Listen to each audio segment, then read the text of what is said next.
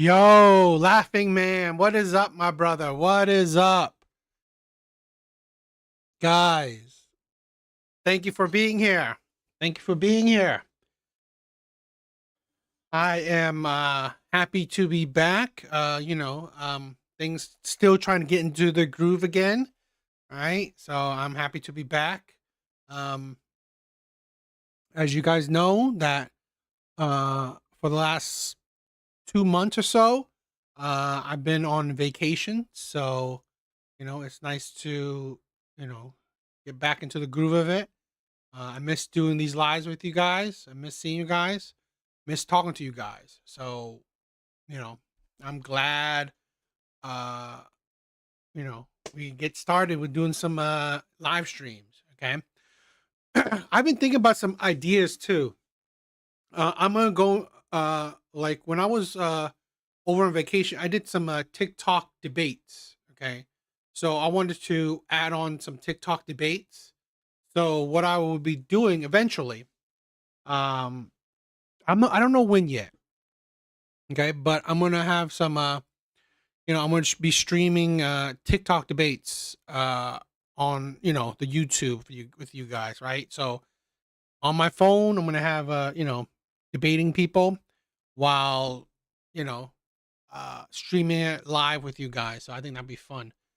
I think it'd be fun and interesting. That's what you call it. Yes, that's what I call it. That's what I call it, my brother. Hope you're doing well, my brother. All right. I hope you're doing well.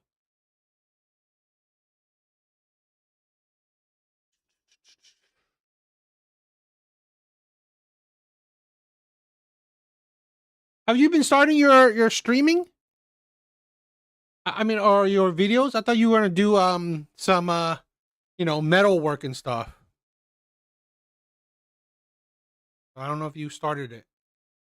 I definitely recommend my brothers to get into content creating. It's always fun, right? I know TBD was doing Legos. I'm telling you guys should do whatever your passion is. So I'm definitely recommend it. All right. All right. I got some TikTok videos tonight. I think it'll be fun. I think it'll be interesting. So let's check out some TikTok videos.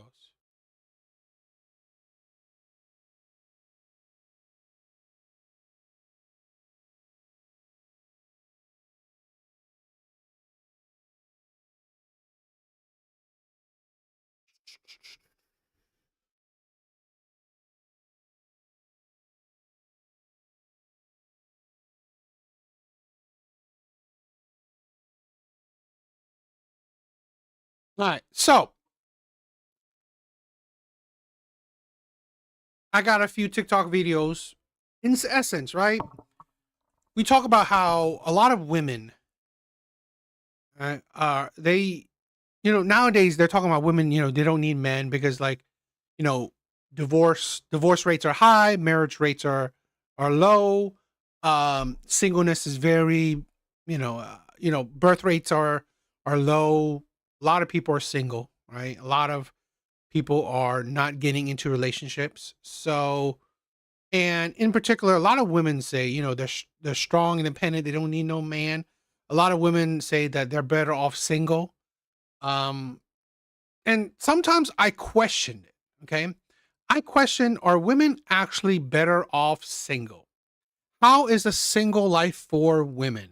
I really question it. So I have a few videos that may shine a light on what single life is like for women. Because back in the day, what women had was family, right? Women had the men taking the brunt of the real world punishment, while women handled the house. Okay. They handle the stress of the house. It's stressful. I'll say that. It's stressful, but not as stressful as the real world. So we'll be talking about that. Let's talk about this. I am 24 hours away from being homeless. I'm unemployed, 41, and I'm single. But this is the first time that I have completely let go of everything. All 5 fingers have been released from the cliff, and I'm kind of doing a trust fall. I leave for New York in the morning. I'll be there for 3 weeks, and I have no idea what's next. I've applied for over 1,000 jobs, and I've had 3 interviews. And if another person tells me to optimize my resume, I might have a stroke. I'm not even worried. I think I pretend to be worried because I don't want someone to think that I'm egotistical or think that I'm naive. I just am not worried. I know something is coming. I don't know what it is, but I'm ready for it. Got my bags packed, literally. Wish me luck or send me a job lead.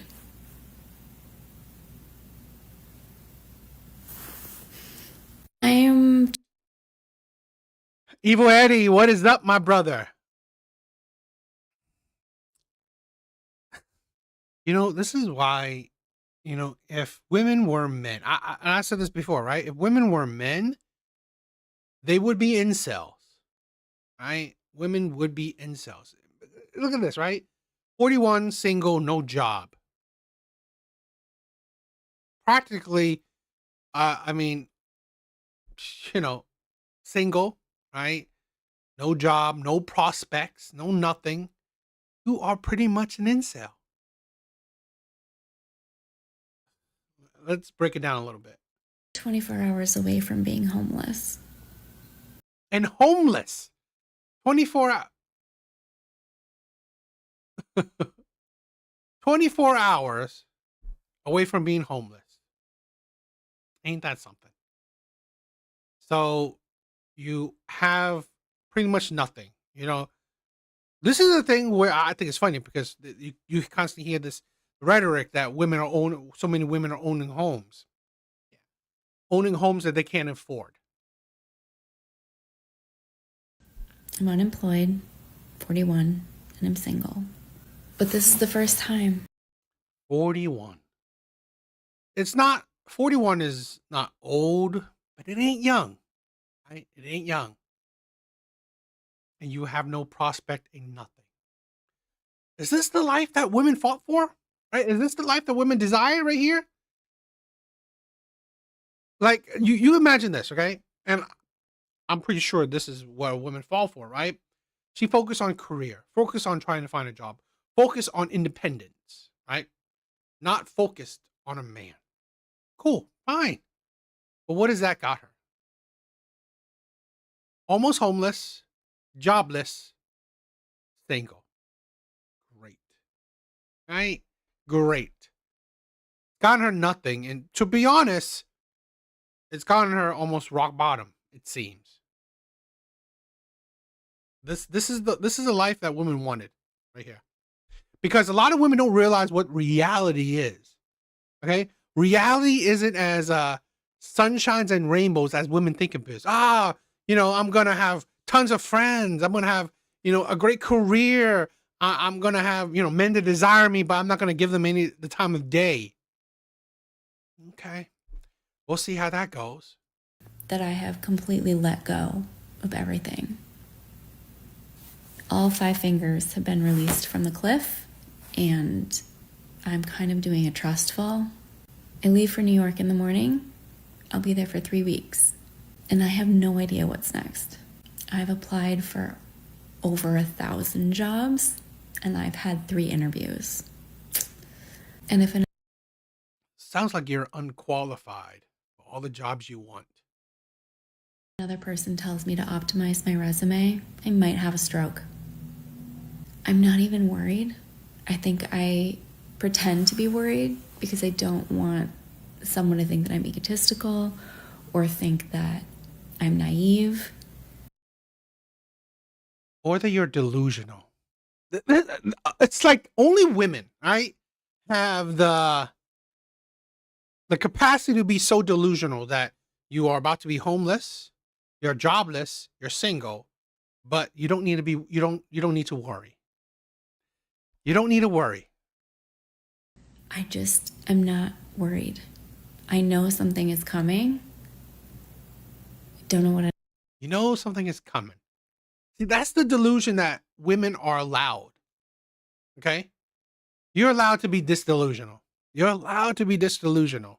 Because there will be also, today's day and age, with social media, with like all this, able to post, you're able to be this delusional because women will come to your will be supporting you digitally, right? It's like, you go, girl. Things will be well. You don't worry about it. Don't worry about it. is, but I'm ready for it. Got my bags packed, literally. Wish me luck or send me a job lead. And you're ready for it. You're 41. You're 41 and you're gonna build at the ground, a ground level, like the ground up. You're building at the ground up. You don't have nothing to build. At 41, you should already have something already. Okay, it's either in the middle of building or something. But at 41, you have nothing. You have no foundation.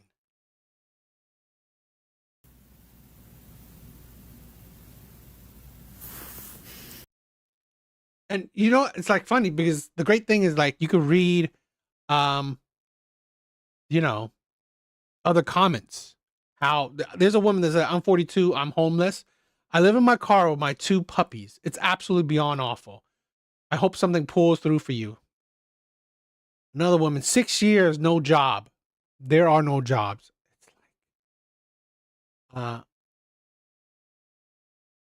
It's like a lot. This is the life of a lot of women right here.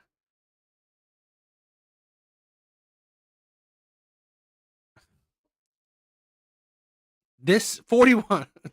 Yes. This is the delusion that women put on, right? This is what the world that a lot of women don't see, or they try to ignore. This life right here. Because a lot of women will say, focus on your career, focus on your friendships, right? Focus on your friendships. So you don't need a man, you don't need a family, you don't need kids, you don't need marriage. Okay, cool. Right? You have your job. You see how that goes. And you have your friends, huh? We'll see how that goes. Tell me why my friends, right? They going to uninvite me to their graduation party. That is crazy. That is crazy. They invited me, they uninvited me, and think that I'm not about to pull up. Like, they must be out their mind. Like, how you gonna invite me, they uninvite me? Like, ooh, this is a nice place. This is nice. Like, where are they?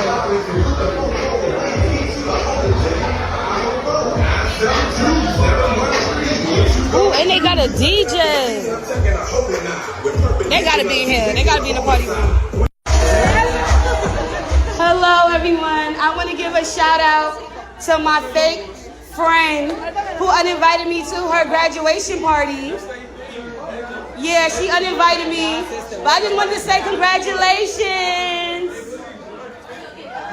Congratulations. I still came anyway. So y'all uninvited me? So I could not come to the graduation? That's crazy. That's crazy.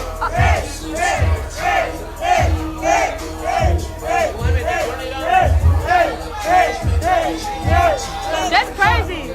That's crazy. Y'all really partying. This is crazy. Y'all real fake though. Y'all real fake. Y'all real fake.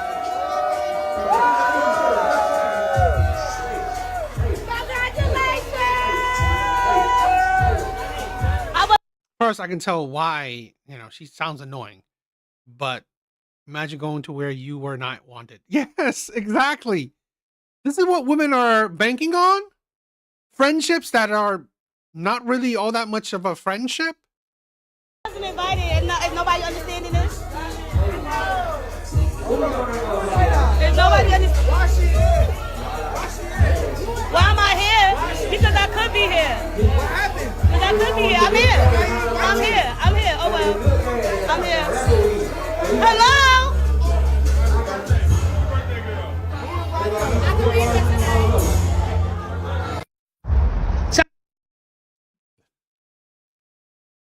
This is the thing.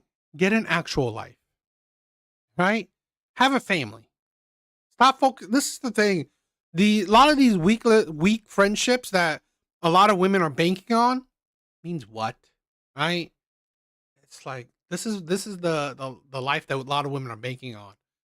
The friendships, ridiculous. I just got home from drinks with my coworkers and we were talking about how all of us really want to find partnerships. We all really want partners. And we had a long discussion about how we feel like it's not like men or women that's the problem. It's this culture that like promotes avoidant attachment, and how people that are emotionally available and open to like attachment and settling down are kind of like beat down in our current dating culture. And I am so emo over this, and I am so committed to the fact that this is the problem, that we're saying, ew, how dare you be emotionally available and open to a relationship? That's not independent enough. You're too codependent. Why would I want to be with you? And I hate that. That's so gross, because we're supposed to want to be with other people. That's part of being human. That's what makes us different than every other creature. Why is this the way that it is? I just got home from drinks with my coworkers and we were talking about how all of us really want to find partners. It's because of women. Okay? It's because of women. Captain Palsy, what's up, my brother? It's been a while. I missed ya. Thank you for being here. It's women. This is the thing where a lot of women don't realize what's changed, right? What's changed by the time where, marriage rates were high, birth rates were high, okay? It's women. Women changed it. Even she said, right? We're meant to, be together and all this stuff, but what's the group, right? What's the gender that says I don't need no man? Right? Women. Women are the ones who say I don't need you. It ain't men. Men are not out here screaming I don't need you. Women are. Women are the ones who constantly say I don't need you. I'm too good for you. Women are saying that. Women are the ones who say they don't need you. They make it difficult for you. They make it difficult for you to be with them. Right? Women are the ones who are making it terrible. Women are the ones who are making it hard.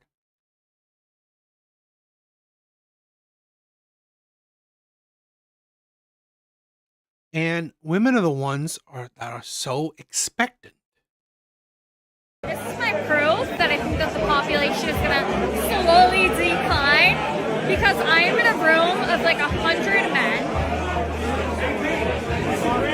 and not one of them has approached. I just think men this day and age don't want to date. This is my proof that I think that the population is going to slowly decline, because I am in a room of like 100 men,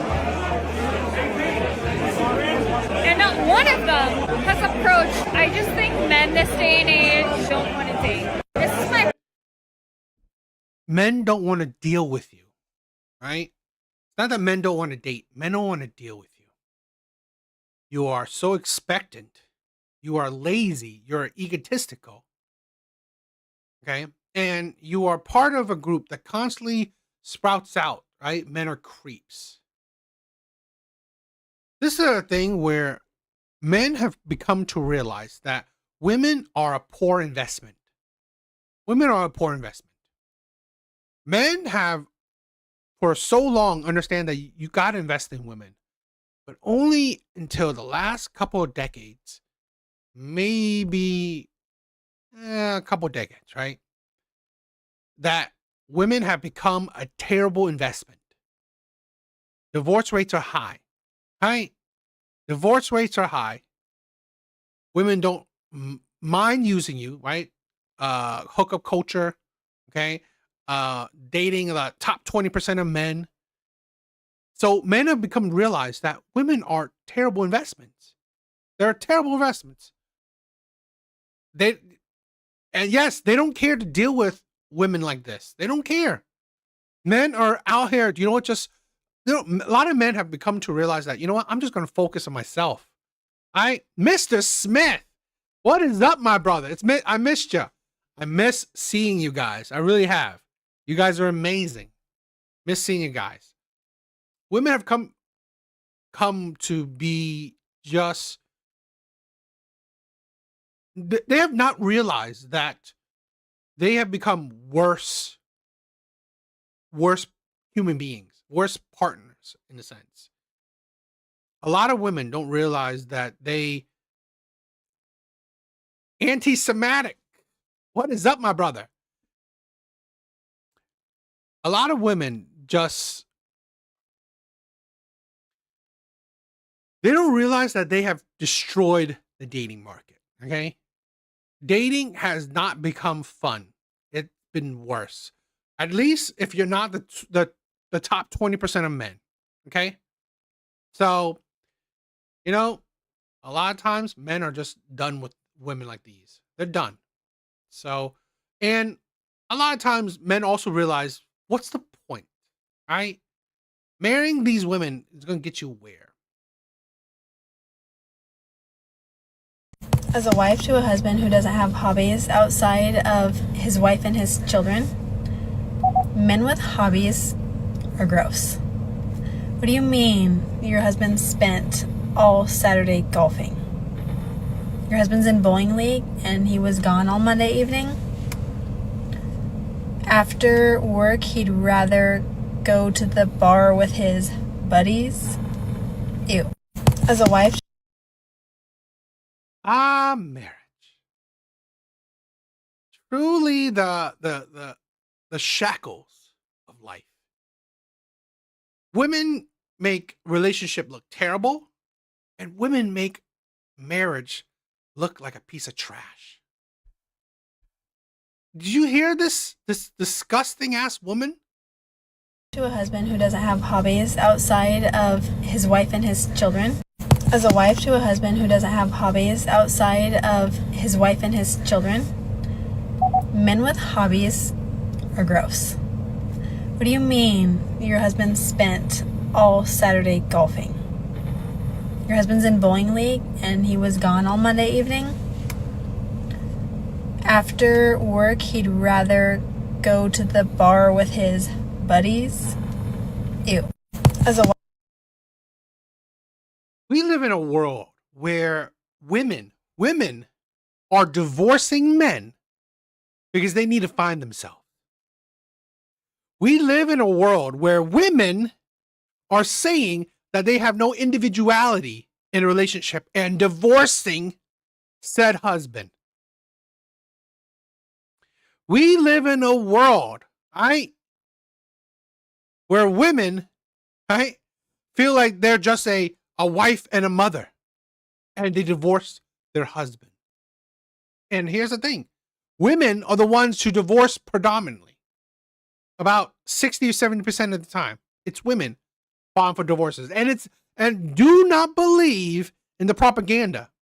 It is not, because of finances. It is not because of infidelity. Now, those are, part of it, but they're not the main cause.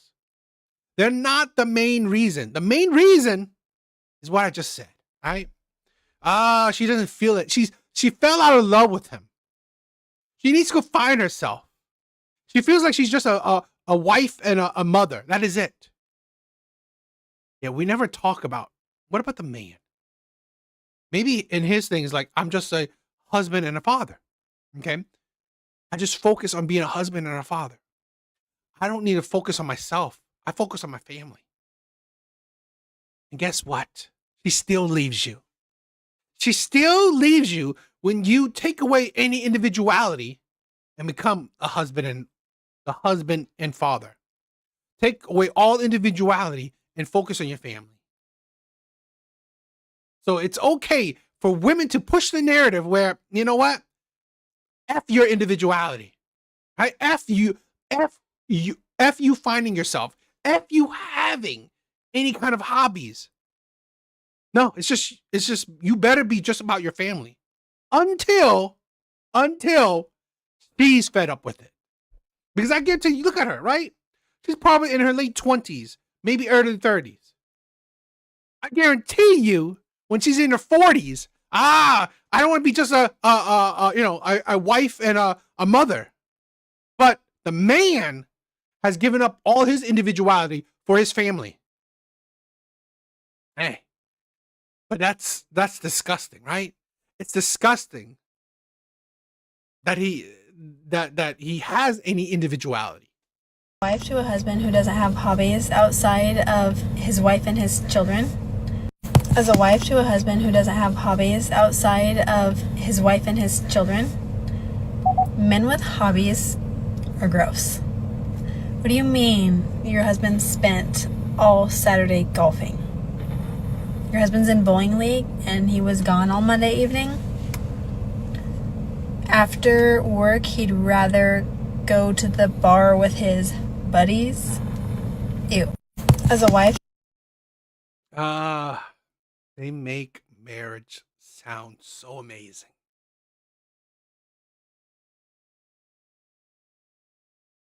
And they already make relationships, the dating market, shitty.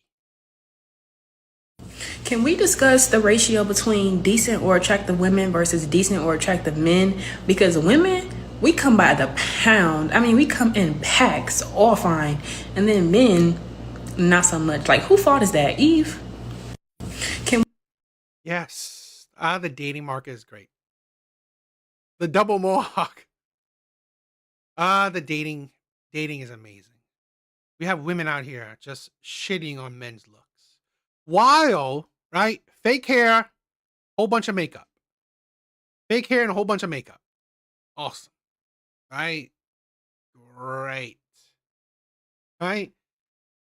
And yet, the audacity to shit on men's looks. This is why I just, the video of men not approaching. You're going to find the men that approach you ugly. So why do men even approach? Men rather, you know what? I'll do my own thing, right?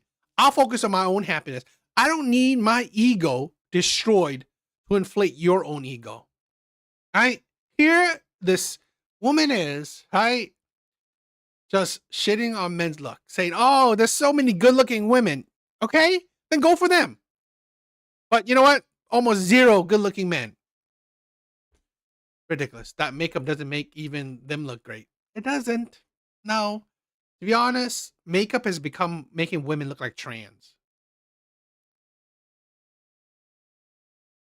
Amber 34. It's the earring for me and the slits in the eyebrows. Yeah, no. It's a no. No, is she someone that's your type? She's very pretty as well. Not necessarily my type. More of a like natural type of woman. Yeah. That's cute. I'm very natural. Besides the makeup and the hair. Yeah. Besides. Natural besides the makeup and hair. This is why Kevin Samuels, the Godfather himself, says, "What's your rating? Fresh face out of the shower." Right? What is it? Because if you actually are honest, your rating fresh face out of the shower probably be a 5. At best, maybe a 6. Mm-hmm. That's not, yeah, that doesn't make sense, but okay, next. And what do you mean that doesn't make sense? A woman wears makeup when she goes out. My body's 100% natural and my hair is extensions, but that, again, that doesn't mean anything. The slits in the eyebrows is giving very juvenile and childish, and I don't like it. And the hoop in the earring is So let's go there. Beautiful. If you say... And the attitude. The attitude.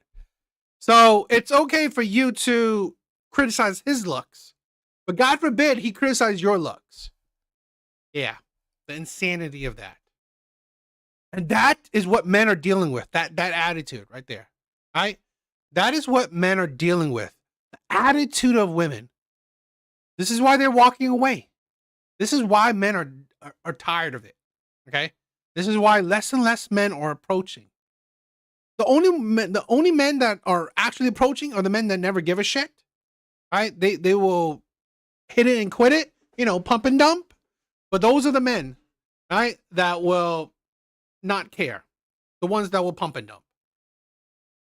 Because they don't mind your attitude because they're just pumping and dumping, right? They don't mind the fake hair, the whole bunch of makeup because they're just pumping and dumping. They're not committing. And this is why these women don't understand. It is your fault, right? It is your fault why the dating market is the way it is.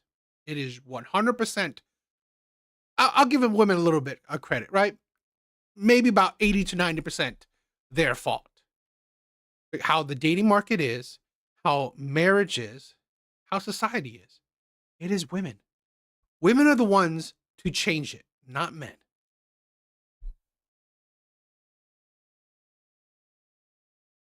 What is up, everyone? Thank you guys for being here.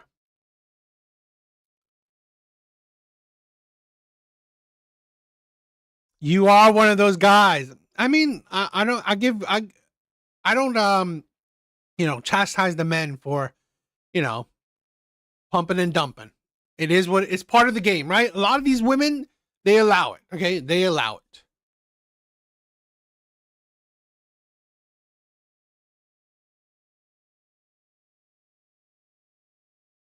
Okay, so there's this long video I wanted to check out, right? Kind of like those it's kind of like those Jubilee movie videos. So I want to check kind of what I don't watch. I'm trying not to watch the Jubilee ones.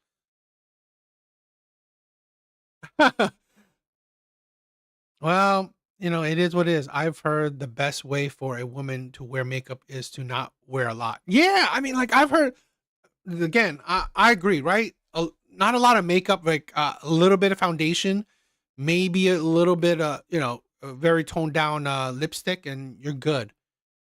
Women put it too much. Where nowadays, a lot of people are thinking about, are you trans or you not? So, it ain't that great.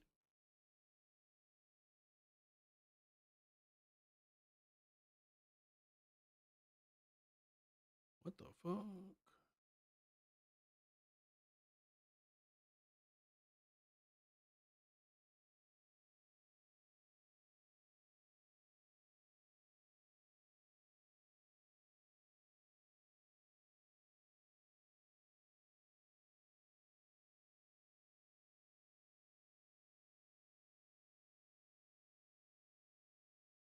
All right, so I don't know if this is going to be good or not. We'll see. Hopefully it'll be fun to talk about, to react to. So let's check it out. Modern feminism no longer represents the views of most women. We'll start. Modern feminism no longer represents the views of most women. To be honest, I don't think feminism ever represented the views of most women.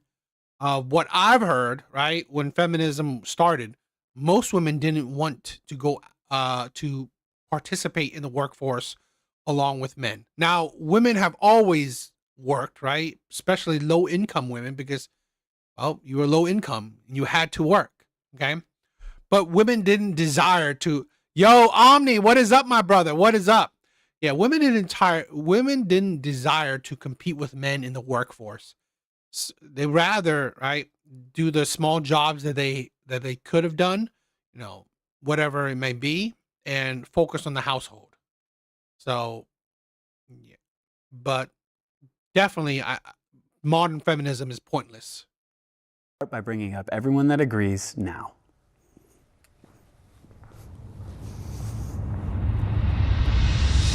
Okay, I guess since there's only one of you over here, I can start with you if you're ready. Yeah, I think it's a little bit different for me because Yeah, exactly.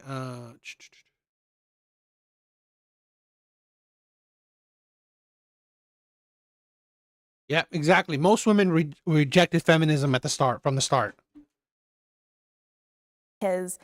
I believe feminism has the capability to represent everyone, but I think from a perspective of, is it inclusionary to everyone?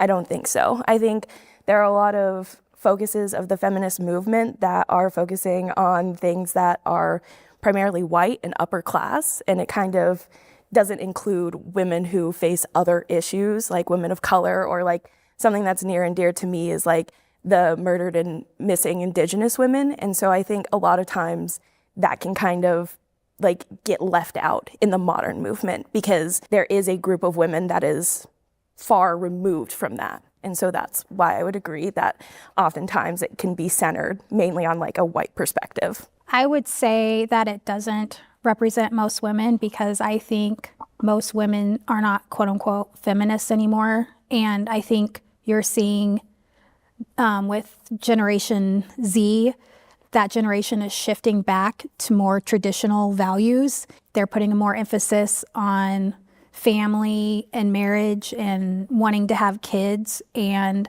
I think we've seen a lot of the failed policies that feminists have pushed through, like DEI, where a lot of women are getting hired that aren't qualified for positions. And so I would say, particularly white women, right?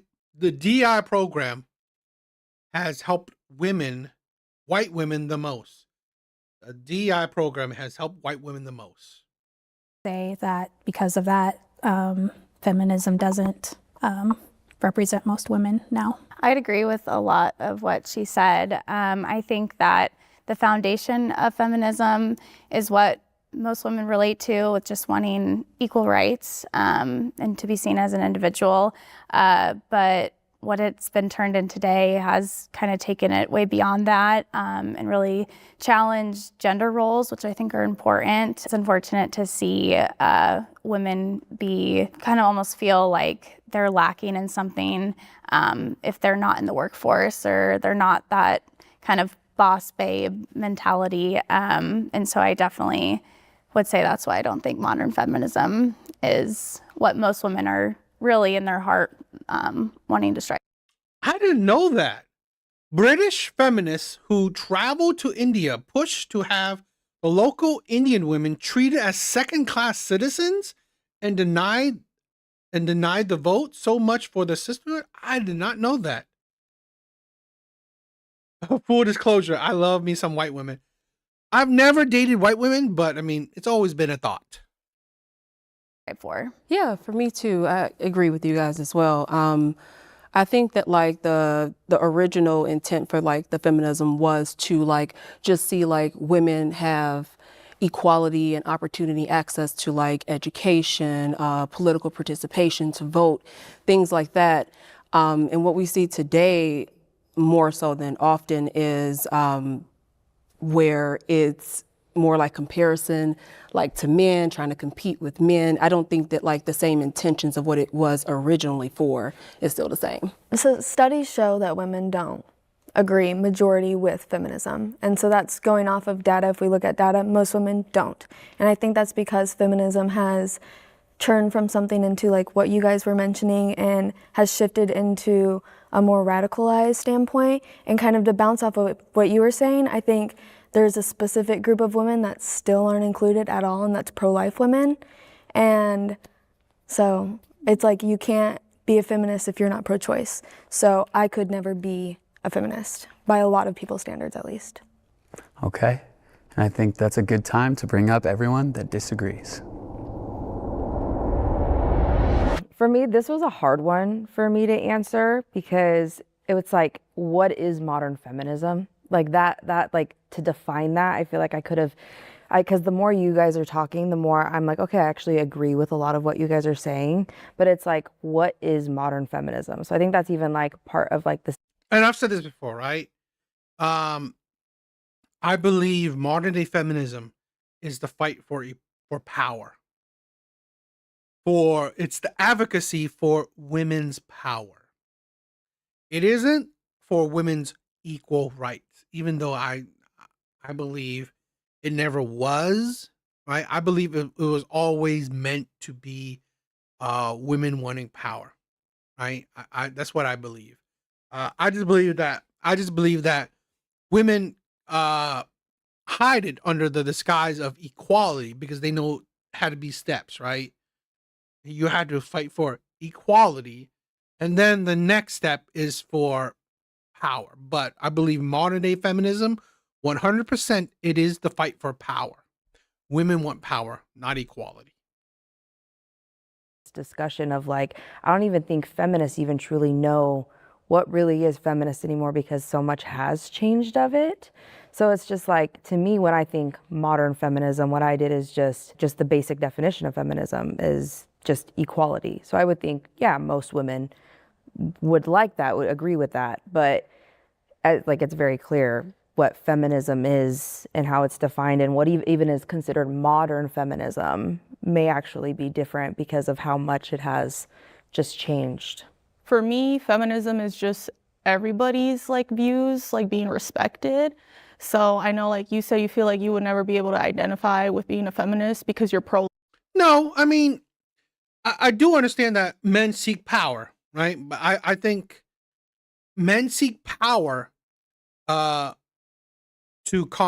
in my opinion, is to tame the world, in my opinion, right? In the sense, to tame environment. I think women seek power to what? To power over men. The advocacy is the power over men, right? While men never thought, in my opinion, right? Men never really think about, oh, I want power over women, because men never really viewed women as a threat, right? I think men had won power over society, over, the environment, in my opinion, right? So, yeah, I agree. Men all seek power too, right? But I also think is like, again, it's part of the maybe biological, right? Where men is very, testosterone field, where they seek achievements. And you know how it's like how men constantly try to one up each other, right? Men trying to like championships, right? Championship belts, Stanley Cups, just whatever, right? It's constant need for achievement, right? In a sense, to just achieve more. That's why I think men's more ideology is just the goals of, conquering, right? Not necessarily, let me conquer women. No, right? It's just, I think it's like the whole animalistic, just like how a group of men would like hunt a mammoth, right? It's like it's just very animalistic in a sense. Women, I don't believe women had the capability for that, or the mindset like that. But modern day feminism, I believe women are doing it in the sense that I want power over men. That's my thing, right? Life. Like for me, if I met you just anywhere and you said that, I'd be like, oh, well, that doesn't mean you're not a feminist, But like you said, that's per person, right? Like feminism is such an individual thing as well. Like it means different things to different people. And I think like you said, like there's a white. This is why I don't really like to, I don't really like to go with how people view feminism. I like to go about it how feminism as a whole, in general, goes about things. So, and that's thanks to social media, for my opinion, right? Where how I see feminism going about, it's not fighting for equality. It's fighting for power. Okay. So let me give you an example, right? Let's say abortion. Abortion is a big feminist topic. But if you think about it, right? Women are trying to fight for bodily autonomy, or reproduction rights. Okay. But when you think about it, they're fighting it for themselves, because in reality, men have no reproduction rights. So if a woman gets pregnant, a man cannot force her to get an abortion. A man can't say, no, I don't want to have a child, and she has to get rid of it. Or, yes, I want a child, and she has to keep it. Right? While women say, my body, my choice, I can say, no or yes. Okay, but then what about the man's reproductive rights? He has no right, no or yes into if you give birth or not. Also, he has no say on if he wants a child or not. He has to, if you go through the courts, right, our legal system, excuse me, he has to, if you win a case or whatever, he has to pay child support if the court decides it. So he has no way to opt out of, fatherhood. While a woman has the ability, or now they're trying to fight for or supposedly fight for the ability to opt out of motherhood. So really, aren't you fighting for power that men don't have. So you're fighting for power. Version of feminism, right? Like, we can't take white feminism and put it in a different country. You know what I mean? Like, it's a different culture. That's not gonna work. We could accidentally actually oppress them even more. So I think it also kind of goes into those layers of like feminism is individualized because we're trying to respect everyone's autonomy. And I think that's the beautiful part about feminism, in my opinion, is that it's more complicated than just having one set definition. Cool. One thing I want to do before we jump into the open conversation is just get like a short, maybe like what you guys think that your definition of what. Oh, exactly. Right? Evil men live rent-free in heads of feminists. Well, meanwhile, men just trying to survive. Exactly. Men are not thinking about women, right? When it comes to life, feminists are thinking about men. Feminism is. I see feminism as a movement that is like women support all women, women wanting to like dominate in different fields and just like be in more spaces, and like the sound of it is nice, but I think the political side of it that like unintentionally it always does come into it, which would be like political slogans like the pay differences is like they'll really hone in on that, or the sexual revolution, all of that, empowering sex workers, we're all about that. Just very radical, maybe even minority viewpoints takes up the majority of the movement. And it's the viewpoints that I don't agree with. That probably didn't answer your question. No, I think it But did. it's so hard to define because I really don't know. It did. I think anything Okay. you say would be the answer. Yeah. It's your definition, right? Yes, exactly, because I'm a woman, so it can mean whatever I want. Okay. I broke character 10 minutes in. Right.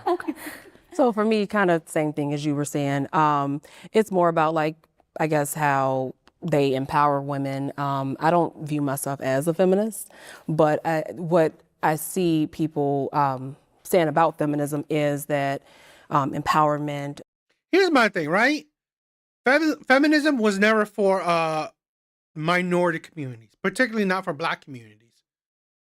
That's why I say, if you are a minority, feminism has poisoned your community. What did I say? Women have always worked, right? Particularly low-income women. Guess what? What are usually low-income women? Minority women, right? So feminism was never meant for you. You were already working, right? You had to work. You had to work. So really, feminism, what did feminists do for you? Vote? What is voting? What has voting really done for minority women? Because here's the thing. For decades, right? For decades now, minority women have predominantly voted only Democrat. So what has the Democrat Party done for minority women? Nothing. It hasn't really done much. It hasn't done much of anything, right? Nothing in particular. So really, all it's done, right? It's broken up the biggest foundation for minorities, the community, family unit.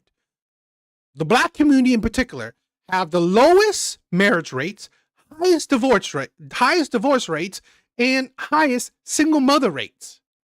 Great, right? Feminism has done a great job for the Black community. This is why other minorities, they're trying to fight that. They're not really, they're not desiring feminism in the community. I mean, you can see how feminism is destroying China. Feminism has pretty much destroyed Korea, right? And it's destroying Japan, right? Feminism has lowered the birth rates of almost every Western world, every industrialized world. Feminism has done that, right? So really, feminism, yes, feminism killed the Black community, 100%. It's destroying the Black community, and it's destroying pretty much every Western world. Rights, I agree with that. It's just certain parts of like. Oh, don't get me started on Kathleen Kennedy. Man, she should not have worked. I say this, right? Feminism has destroyed men's hobbies, right? Men's hobbies has been destroyed by women. All right. So really, don't get me started on feminism entering men's hobbies. Okay. Gaming, women are absolutely annoying, right? Because men will like, bust on each other. Oh my God, you're so misogynistic. You're so racist. You're so, men don't mind, right? Men don't mind like busting each other's balls on it, right? But women have to make things really PC, or the games have to be inclusive. Inclusivity in comic books, it's killed comic books. This is why manga, right? This is why manga and anime aren't dealing with that shit, because they don't give a shit by Western ideology to be inclusive and to be all that shit. Men can go retro. We're fine. Feminism that I agree with, as far as like the rights, the education, the vote and things like that, is more of like the extremist, the radical side of it. There are certain viewpoints that I don't agree with, that feminists tend to like. I don't consider or look at gender. I consider biological sex. And so I think it's really the definition individualized to each woman, I guess. I think with feminism, I do think it has a lot of political ties, and you 100%. Girl bosses killed Western entertainment. 100%. I'm sorry. Feminism introduced gay shit into our, like, heavily, right? We've always had a sprinkling of like gay shit in our entertainment, but we left it on the fringes. Okay?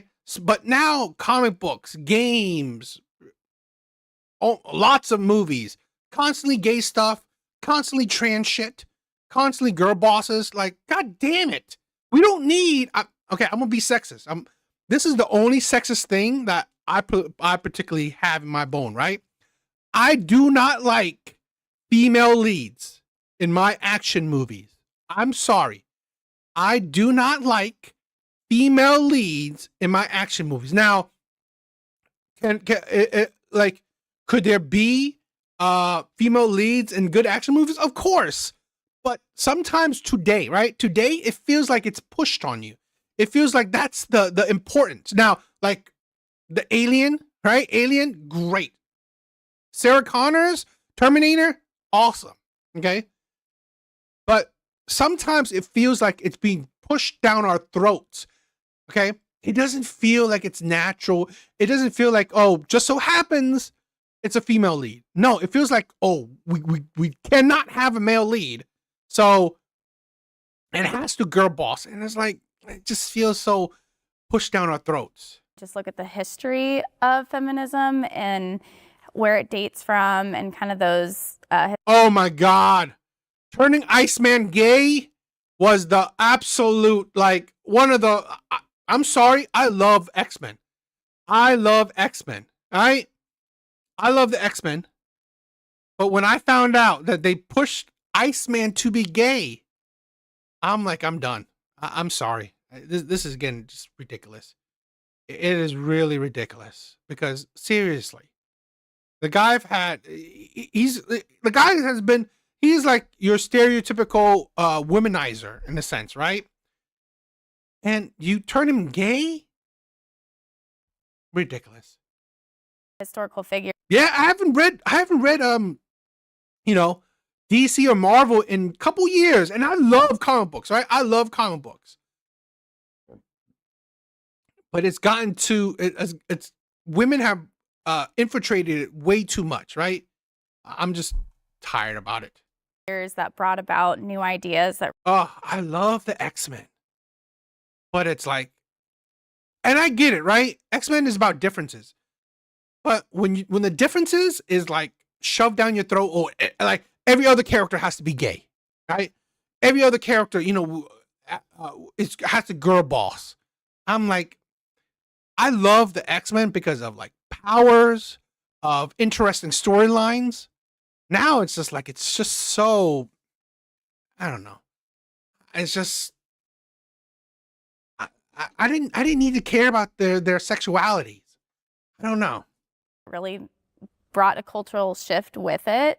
And so Yeah, the morph thing, I didn't care, right? Because yes, he's a shapeshifter, so yes, it's very gender fluid. Iceman was one of the breaking points, right? Iceman was definitely one of the breaking points for the X-Men. So I didn't really. So just looking at the roots of it and looking at what that first wave was and what that was really trying to accomplish. Yes, they fixed the womenizers. I'm like, unbelievable. I swear to God, any man that's okay, he goes for a lot of women is a terrible man. Misogynistic. Ah. And then seeing what that progressed into, and then kind of like, all right, now where are we today with feminism? And because I get the idea, like it's all about what it means to you and kind of an individual definition of it. But if we kind of look at it more objectively as, well, this is feminism in the modern sense of what that really means today. And if you kind of generalize it, right? And like, what is that as an activist movement really pushing towards? There can be a lot of emotional responses to what feminism is, which I think are important too. But I definitely see it as more of an activist movement, trying to achieve certain goals. And they fixed what they're doing to Johnny Storm. I'm sorry, right? And I like before Endgame, right? I was a diehard Marvel movie fan. After Endgame, everything went off the rails, right? The whole I don't know what Feige is doing. I really don't know what he's doing. Right? Everything after Endgame was like, it seemed like woke ass shit. It's like, are you kidding me? Do you not know your fan base? It's men. Your fan base is men. You gotta be kidding me. No, you're getting me triggered, right? Talking about geek shit, like the woke shit, getting into the geek verse. This is why I've said this, right? I believe feminism, right? It's killing men's entertainment. Men's entertainment, right? We have so little in this world, and yet you have to go into our sphere. Come on. So yeah, it is hard to know exactly what that definition. Like we're not entering like the world of Barbie and shit like that. You have your shit. Come on, why you gotta try to neuter our shit? Is, but I would say I do wrap feminism into the pro-choice movement. I think they're very attached. I think feminism has pushed for the breakdown of the family, and I believe in the biblical roles of womanhood and manhood, and I feel like feminism has coined the term toxic masculinity, and I don't believe masculinity is toxic. I think there's men that exhibit toxic behavior, there's women that exhibit toxic behavior, but I think it's really been an attack on masculinity and also pushing women to think that. And that's the thing, right? Toxic masculinity. They have pushed it that, okay, you know what? Action movies for men, men's entertainment is toxic masculinity. It's like a boys club. Bitch, so what? Why can't there be a boys club? Right? We literally have women trying to push, all female gyms. Oh, really? So safe spaces for just women is okay. But spaces for just men is toxic now? Are you kidding me? That's the insanity, right? If it's places for just men, it's toxic. Right? You got to be inclusive. If it's men oriented, it has to be inclusive. But women need their own safe space for only women clubs, only women gyms. Oh, okay. Yet for men, men's entertainment, which men have always enjoyed, we need to diversify that shit. Are you kidding me?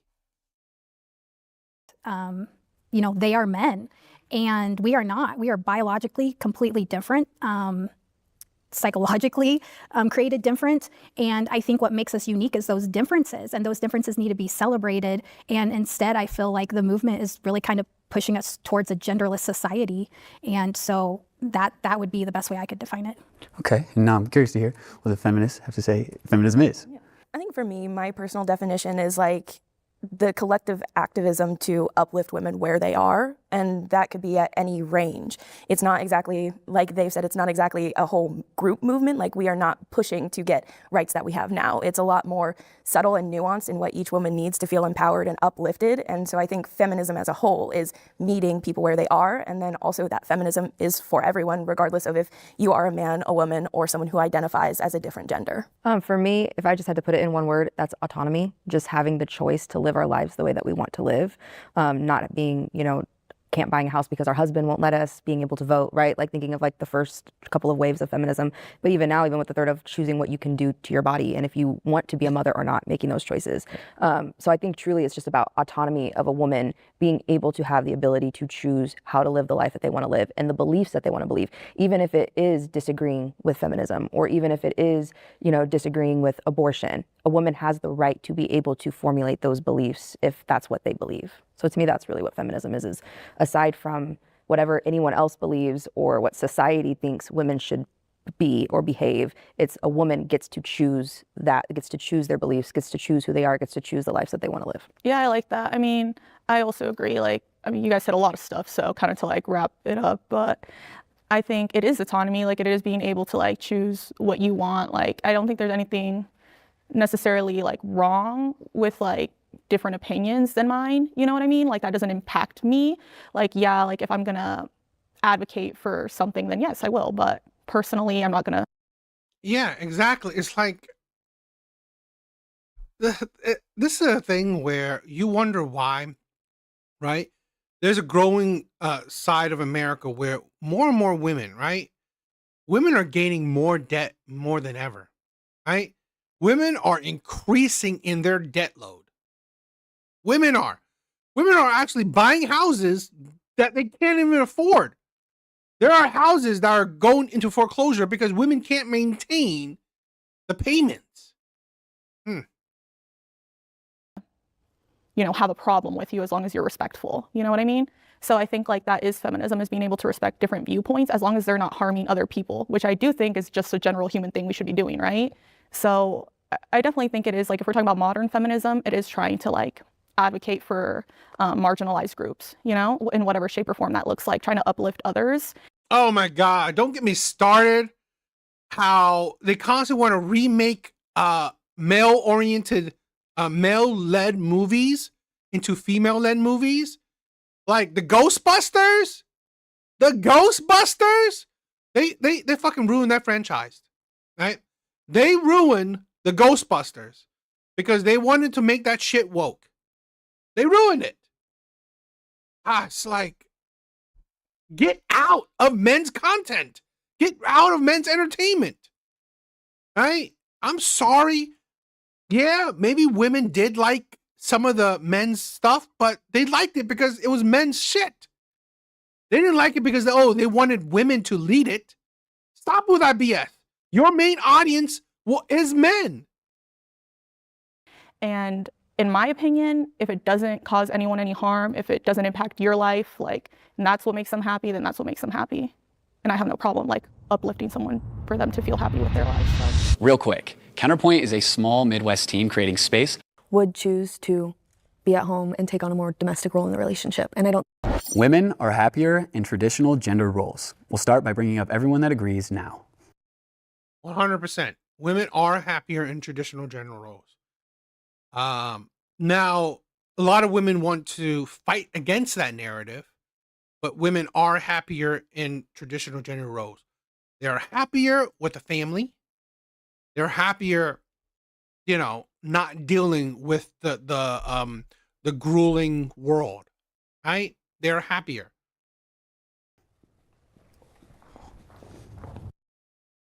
Oh, see, that's the thing, right? If that was true, that would be crazy. But I'm more angry about what the movies that have already happened, right?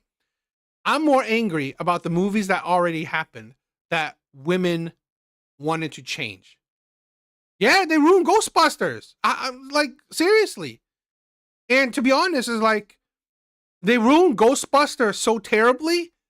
Everyone is always stirred off from Ghostbusters. They are scared of Ghostbusters because they don't want to give it a try. So no, they ruined it. Okay. Ended with you last time, so I'll start with you this time. Okay, I think most women are happier in traditional gender roles. Obviously, not all women will align with that, but I think a majority would. And Oh yeah, they already did the Iron Man shit, right? They already did the Iron Man shit. Trying to replace Iron Man with with a black girl is like, yeah, you're kidding me. Like really? They already tried to do that with She-Hulk, even though Mark Ruffalo is a piece of shit, but I think even they ruined Star Wars. Definitely did. feminists would say, like, if they had the ability, whether that be financially or a husband. Did you not hear what they did? I think they ruined Star Trek too, right? I don't know about you guys. If you guys kept up with I don't know if you guys are Trekkies, right? I'm not a Trekkie. I had a girlfriend that was, but they definitely are ruining Star Trek, right? What is it, that Academy thing, where they're having it's just like gay Klingons or shit or whatever. It's just ugh. Women are fucking ruining men's entertainment. Get out. Husband that is suitable for a traditional role would choose to be at home and take on a more domestic role in the relationship. And I don't think there's anything wrong with that. I think if you have the opportunity, most women will take it. For me, oh yeah, the X-Files with minority leads. I don't know about that. Yeah. Like seriously, why can't you just make something new? I mean, like why do people just want to regurgitate things? Just put, I don't know, a female or minority lead or a gay lead. It's like, God. Because I'm a Christian and I go by the Bible, the traditional role for a woman was designed. Oh yeah, say even Eddie said, right, the Starfleet Academy thing, right? It's like what is it? They're pushing gays and trans and women to the forefront. Oh my God, they have ruined, right? They ruined Doctor Who for me. They have ruined Doctor Who for me. I'm sorry. The 10th Doctor, that was the man. And they ruined Doctor Who for me. To be a helpmate for the man.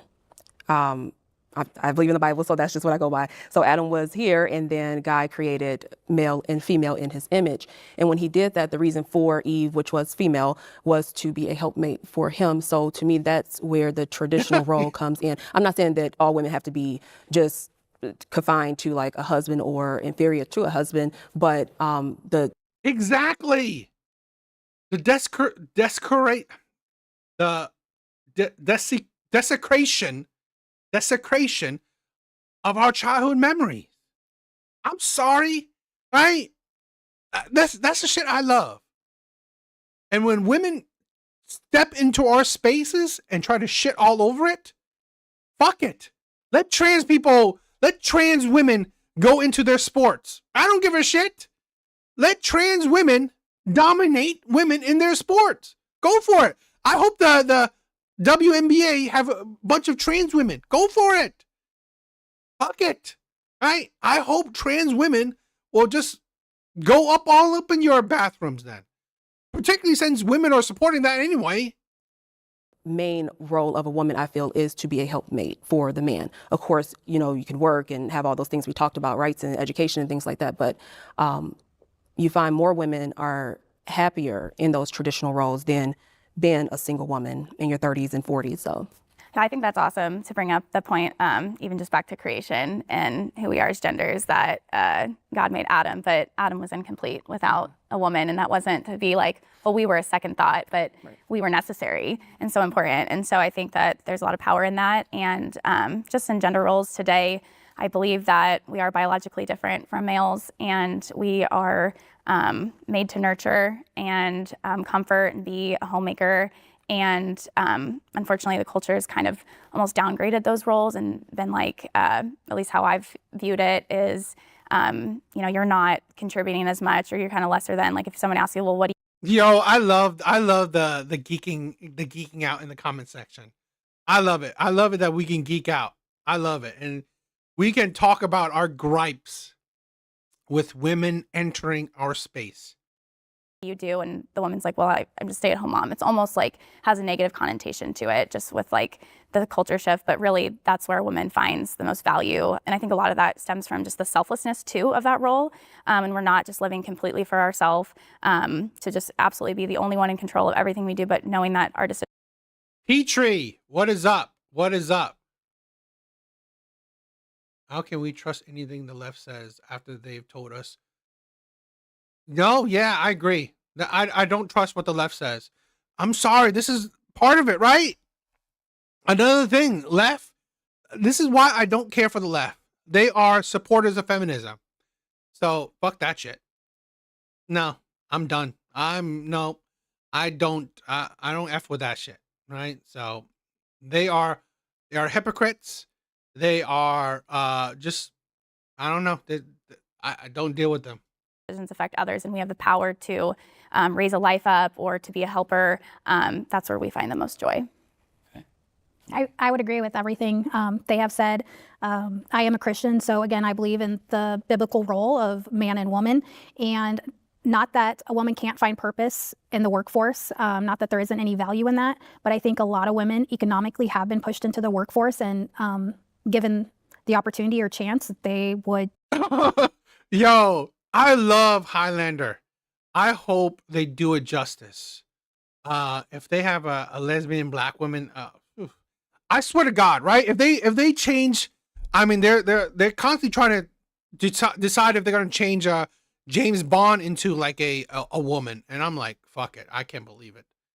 If you change James Bond, I'm sorry, James Bond should be a white man, a white man. He should be a white man. I'm sorry, but like. He was made as a. I've seen so many iteration of James Bond, okay, and I've liked him, getting used to him as just a white, dashing white male, like leading special agent. Change him to a black woman is like what? What the hell do I want to watch that shit for? Choose a more traditional role of being able to raise their own children. I don't think most women like putting their children in daycare. A lot of them do it out of necessity.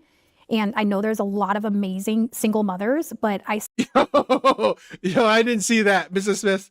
Mrs. Smith said if God had given Adam a PlayStation instead of Eve, we would still be in paradise. I think so. All right. Statistics still show that children do better when they're raised in a two-parent home. And so I just think that women were designed with that purpose and nurturing. And even women who I see that they don't want to have children, they end up having a pet, or they call themselves a plant mom. I mean, it's just like innate in us that is part of who we are and what we were created to do. And so when we're not able to express that and we're not able to live out that design that God has for us, I don't think that, we're going to find true happiness truly outside. Omni. Of who God designed us to be as a woman. Okay, and how about you?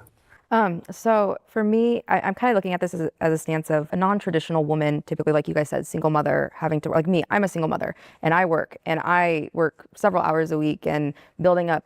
Ugh. Feminist single mother. Ugh. My own empire. That takes a lot of time, that takes a lot of energy, that takes a lot of work. That's stressful, empire. That's heavy on me. Not only on top of that, I'm also really self-reflective. And so I do a lot of inner and emotional work. When you take the time to integrate Oh yeah, with the I don't know, I mean like with the female CEO, yeah, they're gonna kill that shit. We'll see. The masculine and feminine parts of yourself. A lot of you guys are talking about it in like an external sense, like as a woman and a male, but what about the feminine and masculine within us?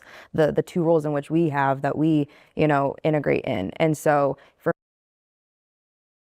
let me be honest, this whole shit that, a man or a woman has feminine and masculine in them, I think that's fucking bullshit, right? I think that's really bullshit, right? A man or a woman has femininity or masculinity in them. I think that's fucking idiotic, right? A man that cries doesn't mean that he has femininity in him, right?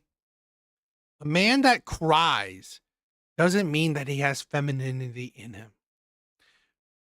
A woman that fakes trying to be fucking tough doesn't mean that she has masculinity in her. Okay? A woman that can be, a big bitch does not mean she has masculinity in her. She's trying to be. She's trying to be masculine, right? She's trying to be masculine because she's big. She thinks she's big and tough. She ain't a masculine. She ain't actually a man. You're not a man. I hate this thing that we need to have both sides. We have the capability, right? Because we have emotions. It doesn't mean that you have masculinity in you, because you don't know what it is to be a man. And I don't know what it is to be a woman. So to say that I have femininity in me is fucking stupid. To say you have masculinity in you is idiotic, right? You're just able to have different emotions. Thank you. No, because yeah, I think it's bullshit. I think it's stupid. We are different. Okay? To cry doesn't mean that you're a fucking woman, right? It doesn't. Men can cry, but you're not a woman. So you don't have femininity in you. I'm sorry. I hate that BS that, oh, we all have like a bit of a, femininity in us or masculinity in us. No, that's bullshit. That's absolute BS. You don't. You're a man. You're a woman. Just stick with that. It's that fucking narrative that's trying to blur the lines between genders, right? It's trying to blur the lines between gender. It's just another way. It's just another that propaganda. It's trying to blur the lines. Oh, we're not that different. Or what? It's like, how can I be trans? It's exactly that shit, right? Yo, TBD, what is up, my brother? For me, it's like when you do that work and you really come into yourself as balanced. And I kind of think I am the only one. I think I am the only one that's saying that, because I have not heard any other creators say that, right? Or speak out against that. Internally, from a spiritual perspective, that's not easy work to do. That's challenging. You face the shadow, you face dark parts of yourself. You're integrating two parts of you into a whole and as balance. So for me, yeah, if a woman goes and follows what society says and not having to work and not having to think freely and not having to, to just be a mom, aside from all of it, yeah, I think women are happier because it's less work. It's not as hard on the brain. It's not as hard on the soul to do all of that. There's more discipline that's needed. And so I think it's kind of harsh way to say it, but like in a way, ignorance is bliss of like, if you just go with the way in which you're taught and told to do because of whether it's society or Christianity is telling you this is the way you ought to be. And controversially, I think I'm going to be controversial, right? I'm going to be controversial. It's men that are homosexuals. I'm sorry. I'm going to be controversial. Men that are gay can't control their debauchery. Okay? I've been there where I'm not necessarily been there, right? I've been there where I want to have a lot of sex, right? I want to have a lot of sex. So think about this, right? Men that want to have a lot of sex, you can't control yourself. So if you can't have sex with women, guess what you're going to do? You're going to have sex with men, okay? Because you cannot control your debauchery. You can't control your desires, okay? Men that don't have self-discipline, guess what you're going to do? You're going to indulge in, high levels of debauchery. So, men that cross that line, yeah, that femininity is just honestly lack of control. instead of doing things differently and seeing things in a different way, that's a lot easier to follow society's way than, truly integrating as a whole. Just to kind of chime in to your point, yes, I am a Christian. I'm a single mom as well. And yes, it is hard. And I feel like it is hard. These conservative women is sometimes they're not truly all that conservative, in my opinion. Okay, I'm sorry. I'm sorry. To be a single mom, a Christian, a conservative, is honestly a lot of levels of hypocrisy. I'm not totally right. They're all very situational, but it's like you're a single mom, you're conservative, you're a Christian. It's like, To some of the points that you said, because it yes, I mean, like, where does she go wrong, right? But a lot of these women, they go wrong because they still have that ounce of feminism in them, right? Where they go for the Chads, the Tyrones, right?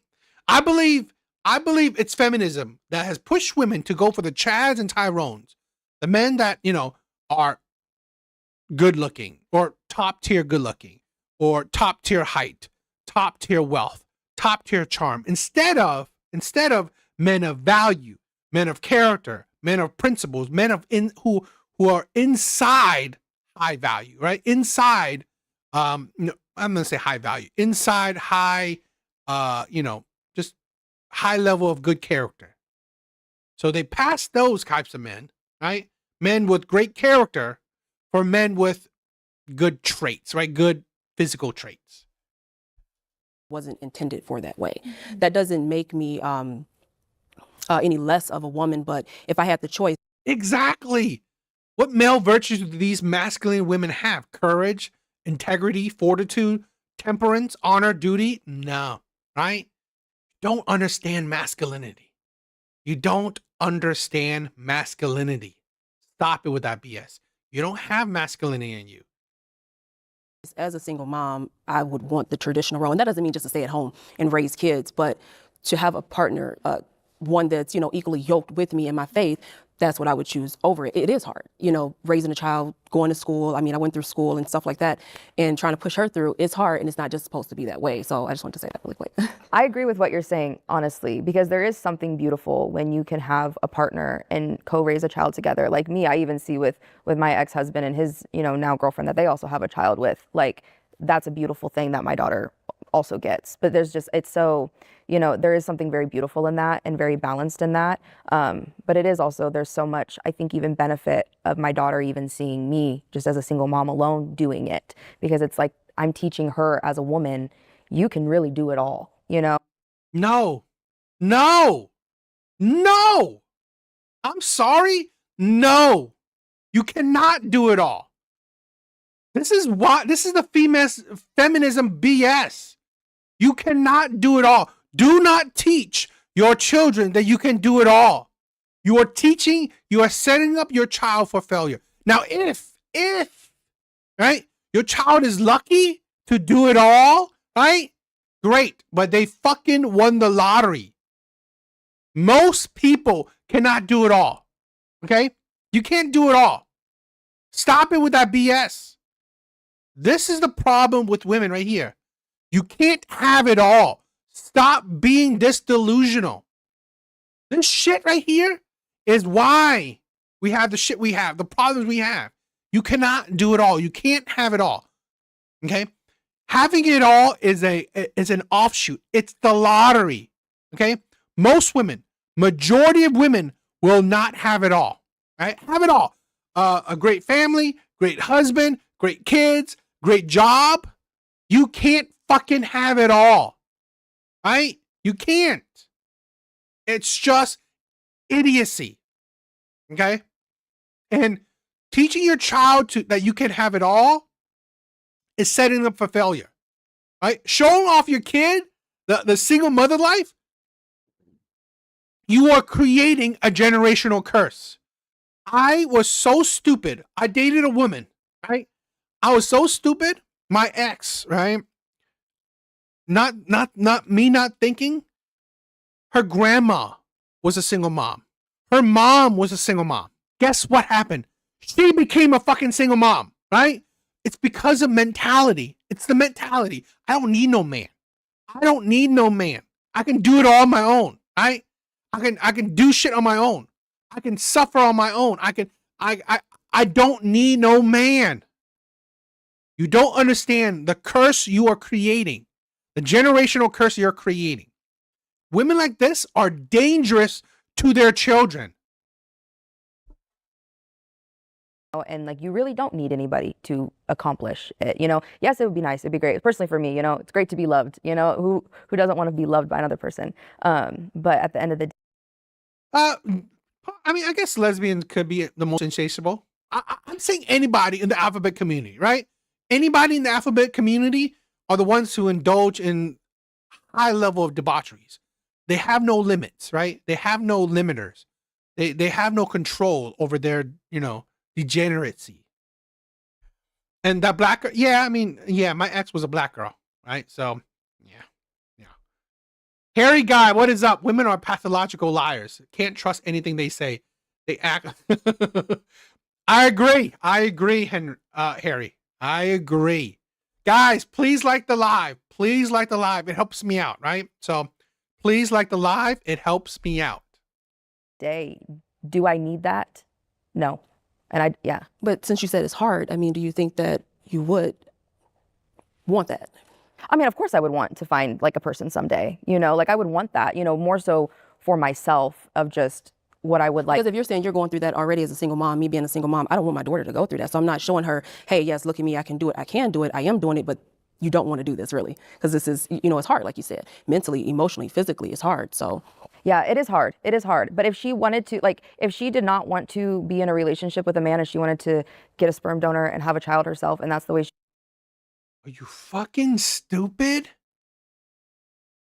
You're gonna, why would you, that's not a good thing. That's not something to promote. That's not something to advocate. That's something you say, no, don't. Do not bring a child into that kind of life. A child needs a father and a mother, 100%. Like, this is honestly the stupidity of feminism, right? This is the stupidity of feminism right here. Okay? The best outcome a child can have, right? The absolute best outcome a child can have is from a father and a mother household. And yet, even that is not a guarantee. So imagine that, right? The best outcome a child can have is under a father and mother household. And even that is not a guarantee. So, and you are willingly bringing a child into a single mother household. You are absolutely a terrible person. You are absolutely a terrible person, all right? Willingly, sperm donor shit. Are you stupid? You can't even make it work with a man. And now you're going to bring a child into this? You don't have the temperament to deal with others. Low IQ women like this, woman is a danger to her child, 100%. A woman like that is going to create the next generation of single mothers.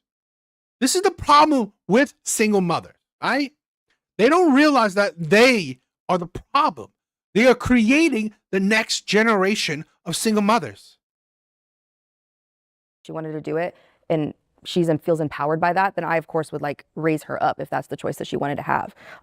You know, but I also, there are tons of benefits to having it being like a 2-person household. There are plenty of benefits to that. But I also still think there's other opportunities and different perspectives that can be taught the other. Single mothers statistically are the worst household to come from, right? Doesn't mean that I'm not putting down, you know, it doesn't mean that single mothers are automatically a terrible household, right? But statistically, right, it is a 2-parent household, a mother and a father, single father, then single mother, right? They're the worst household to come from. So stop it with your BS, right? Don't empower your stupid child to do the same stupid thing you did. This is why women like this are stupid. I'm sorry. You are literally garbage is coming out of your mouth. Their way as well too that are equally as valuable. Now, I think it's a good time to bring up everyone that disagrees. I know you mentioned something about like a helpmate. or something you said, the word helpmate. Yes, God, in the beginning, God created male and female, and his point for creating female, Eve, was because Adam God said that it was not good for man to be alone. And so, I mean, he had all the birds and the animals and all that stuff, but he didn't have someone comparable to him. And so the point for him creating Eve was to be a helpmate, a helper. Okay, yeah.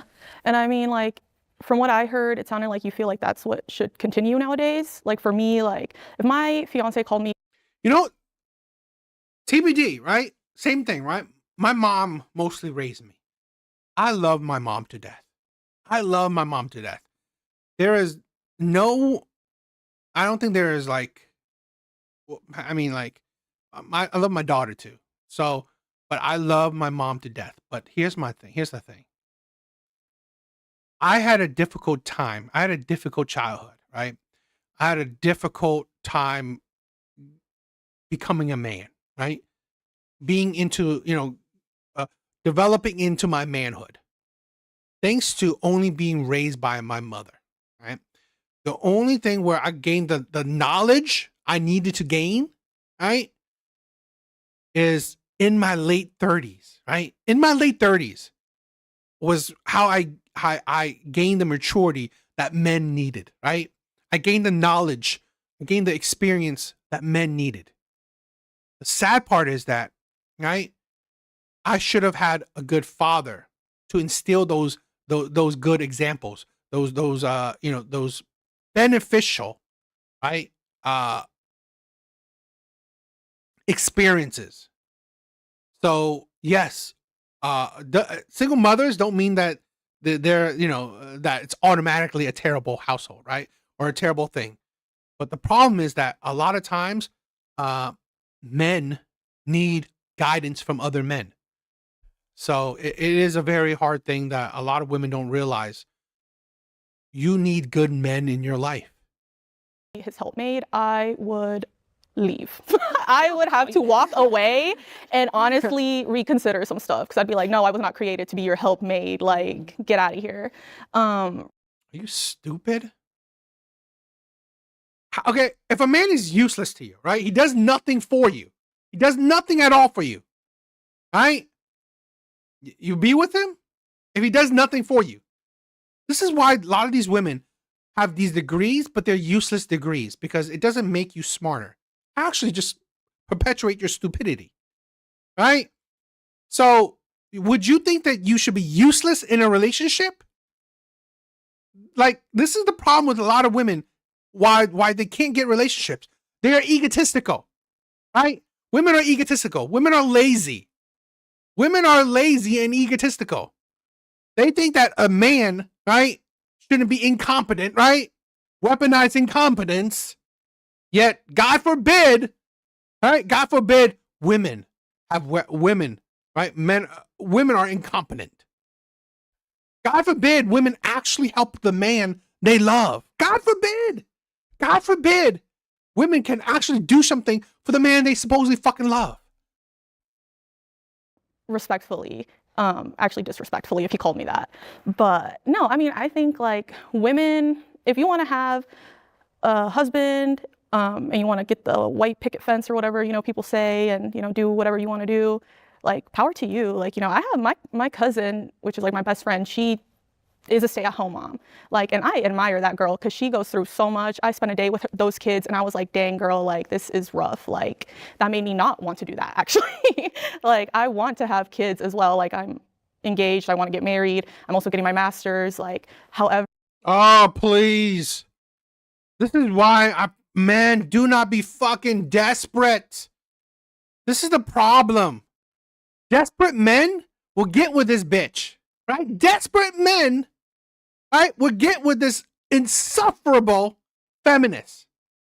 Literally, a woman out of her mouth, it's insufferable being around kids, but I want kids. It's insufferable being around kids, but I want kids. God forbid I help my man, but I want a husband. Are you fucking crazy? Are you kidding me? And she wants a man. Like, I swear to God, brothers. I mean, like, if I can say And if I can pass any message to men, please stop being desperate. Travel the fucking world, right? You can find a better quality woman all around the world. But if you stay in your little bubble, right? In your little state, in your little city, in your little town, you are going to be desperate and get with a woman like this. Please, my brothers, don't be desperate. I would put my kid first, but I have a calling with my career. Like, I'm going to school to be a therapist, and I want to work with troubled youth. A therapist? Oh. I currently work with troubled youth, and I've been doing this for 4 years, like since I graduated with my undergrad. And I have seen so many kids that need someone because of whatever circumstance they have. Some of them have 2 parents, and they're still going through things. And I would never give up that career of helping kids that need it, because I feel like I need to be at home. Like, yeah, I love, let's say hypothetically, like I will love my child, obviously, like maybe I'll take a year off, but I would want to go back to work because I love my job. Now, some people don't have that. Like maybe they're like content with their job and they're like, well, if the option presents itself where I can stay home, like then yeah, do you, but I do think if women find a job. Imagine getting therapy advice, getting advice from this woman. Yes, therapy isn't a real job. Therapy is like, honestly, because here's my problem with therapy. It's therapists, right? This woman is advising you. This woman is helping you with your mental health. F that shit. Job that fulfills them, honestly, that they would rather like have their own thing, because I would imagine like being at home with kids for 18 years would drive you crazy.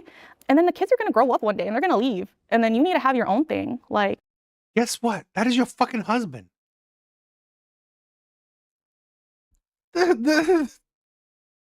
Literally, she said nothing about a man. She said her career and she said kids. She said her career and kids. She said nothing about a man. And then when she said, okay, 18 years, the kids leave, now you have their own, you literally did not even think about the man. Where's the man in this?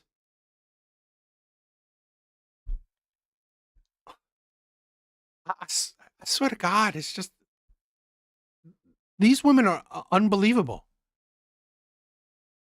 My brothers, please don't be desperate.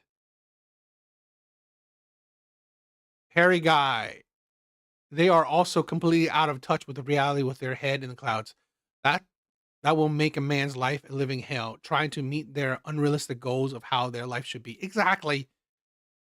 Inmates of Arkham are giving you therapy advice. Exactly.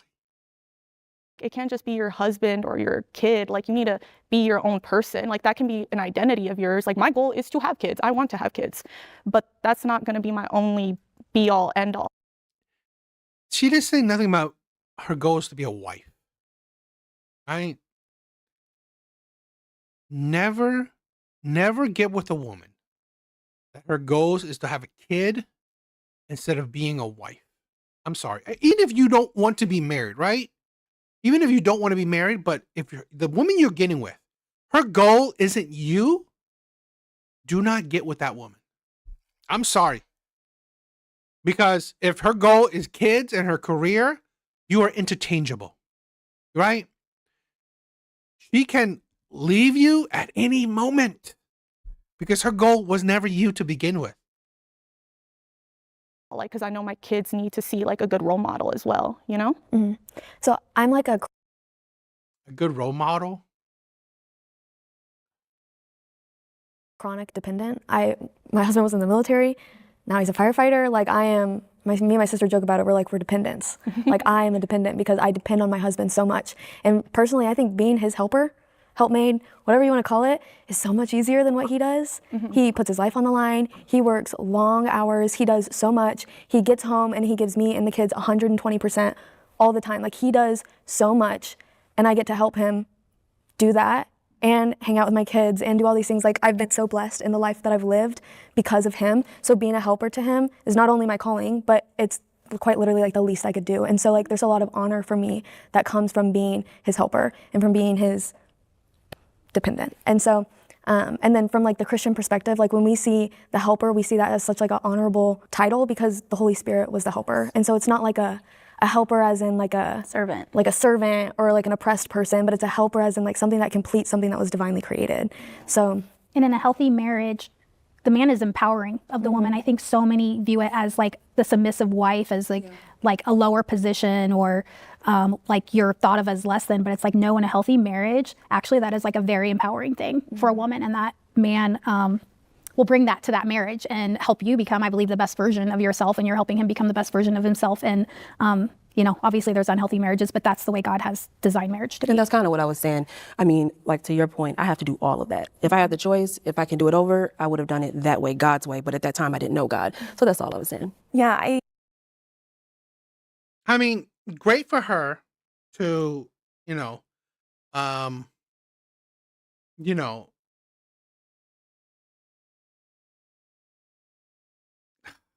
get better, I guess. But finding God, right? Finding God after you became a single mom is just, I don't know.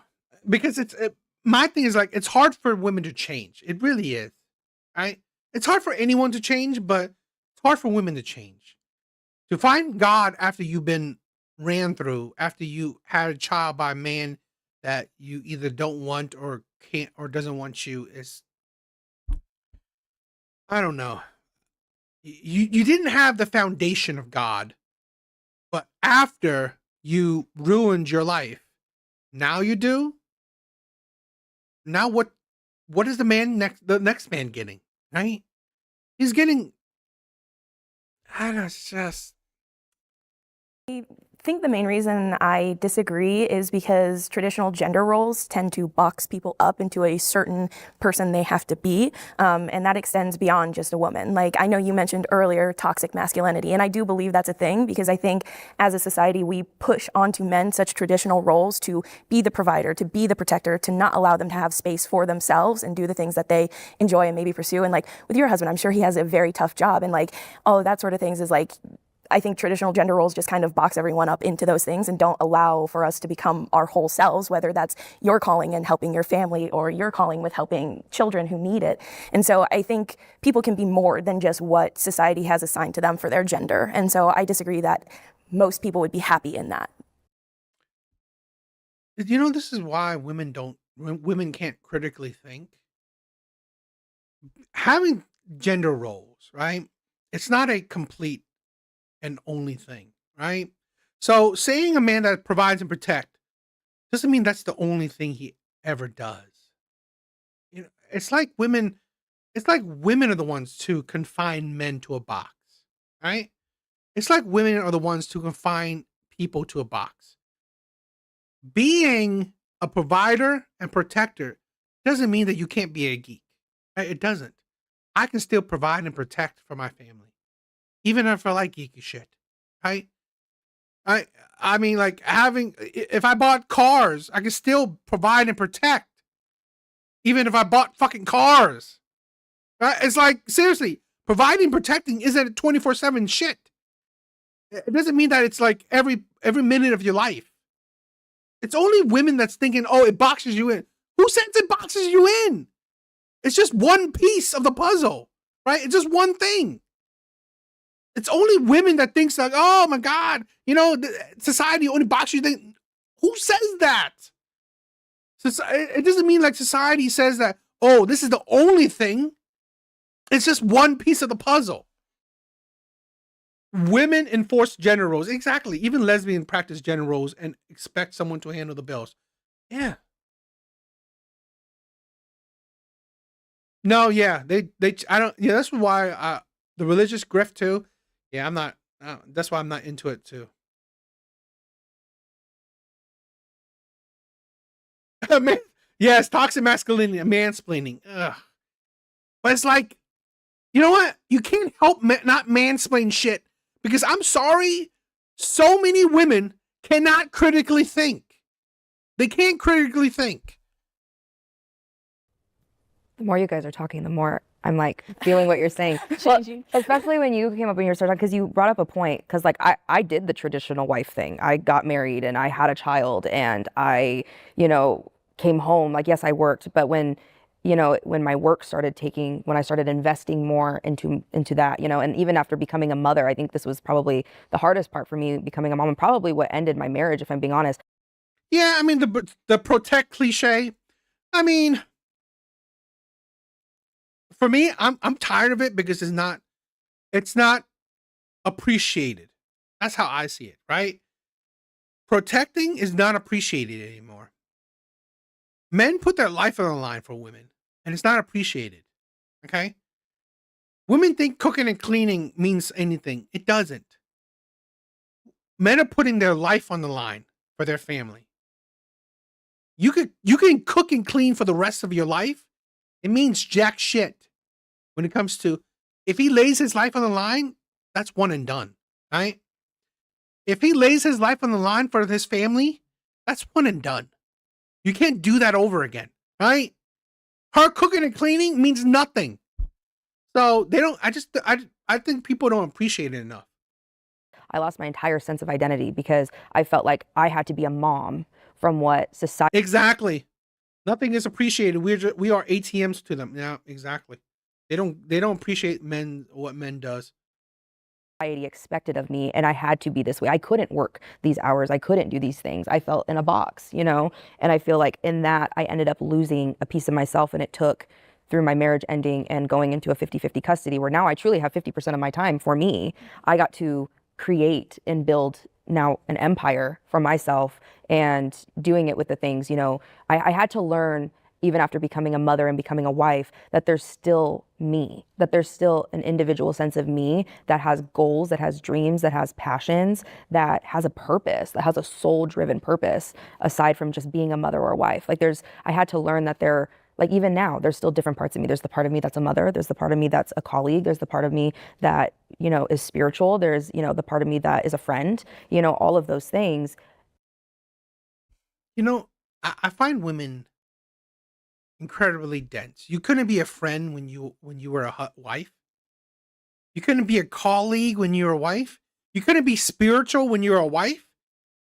It's only women that needs to be a divorcee to become spiritual, to find themselves. Only women can do that shit, right? You need to be a divorcee. You need to leave the man you chose to marry. You need to leave the man you chose to have a child with to be your fucking self. And an empire is like absolute BS. It's like ridiculous. It was hard becoming a mother in the traditional sense, and being in the traditional sense, because I felt like I truly couldn't be myself. And that wasn't anything that my partner did. He never made me feel like I had to do that. I think that was just society, and I conditioned myself thinking I had to do that. Yeah, it's 100% you. You are the problem. Women are the problem. I'm sorry. Women are the problem in dating and in marriage. Women are the problem. Especially because I thought my whole life, I want to be a mom. This is like the most amazing thing in the world, which it is. It's wonderful. It's a blessing, to give life. It's a blessing, but it's very hard. It's a very different lifestyle than I ever would have thought it would be, even with a person full time, So I want to push back against what you said. I think if you were to survey most men, they would say they want to be the provider and the protector. God designed men that way. And men were created to be leaders. They were created to be the pursuers, to be the hunters. That's like in their DNA. So when you strip that away from a man, they do lose their purpose. And I've seen this with, the feminist movement and in dating. I've talked to men about this, and there's times when they've opened the door for a woman and they've been like chastised for that. Like, I can do that myself. And so now they're like, that's the role I feel like I should fill. Like, I feel like I should do that. But now, like, I'm getting like chastised for doing the right thing. And so like, I'm not going to do it anymore. And I said, I pushed back and I was like, but if you feel like that's what you should do, if you feel like that's your role as a man, like, do that. Like, who cares what other women say? Like, if that's what you feel called to do that, because the right woman's going to appreciate it. I know I do. It's not because I can't open the door, but I appreciate when a man does that for me.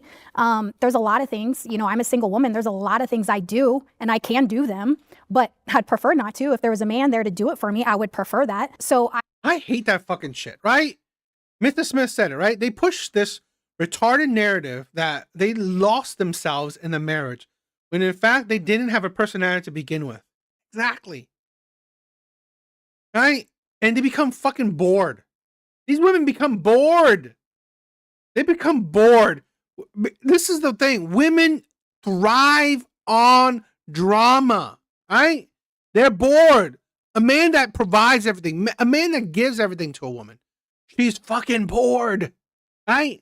This is why women love toxicity. It keeps them guessing. Why do women constantly get with the worst of worst men? Why are the wife beaters always have a wife, right? Why are the cheaters always have someone to cheat on? Why? Because these men keep women guessing, right? These men keep women on their toes. This is why these women constantly go back and back with these men. You don't hear women easily leaving, right? Abusers, right?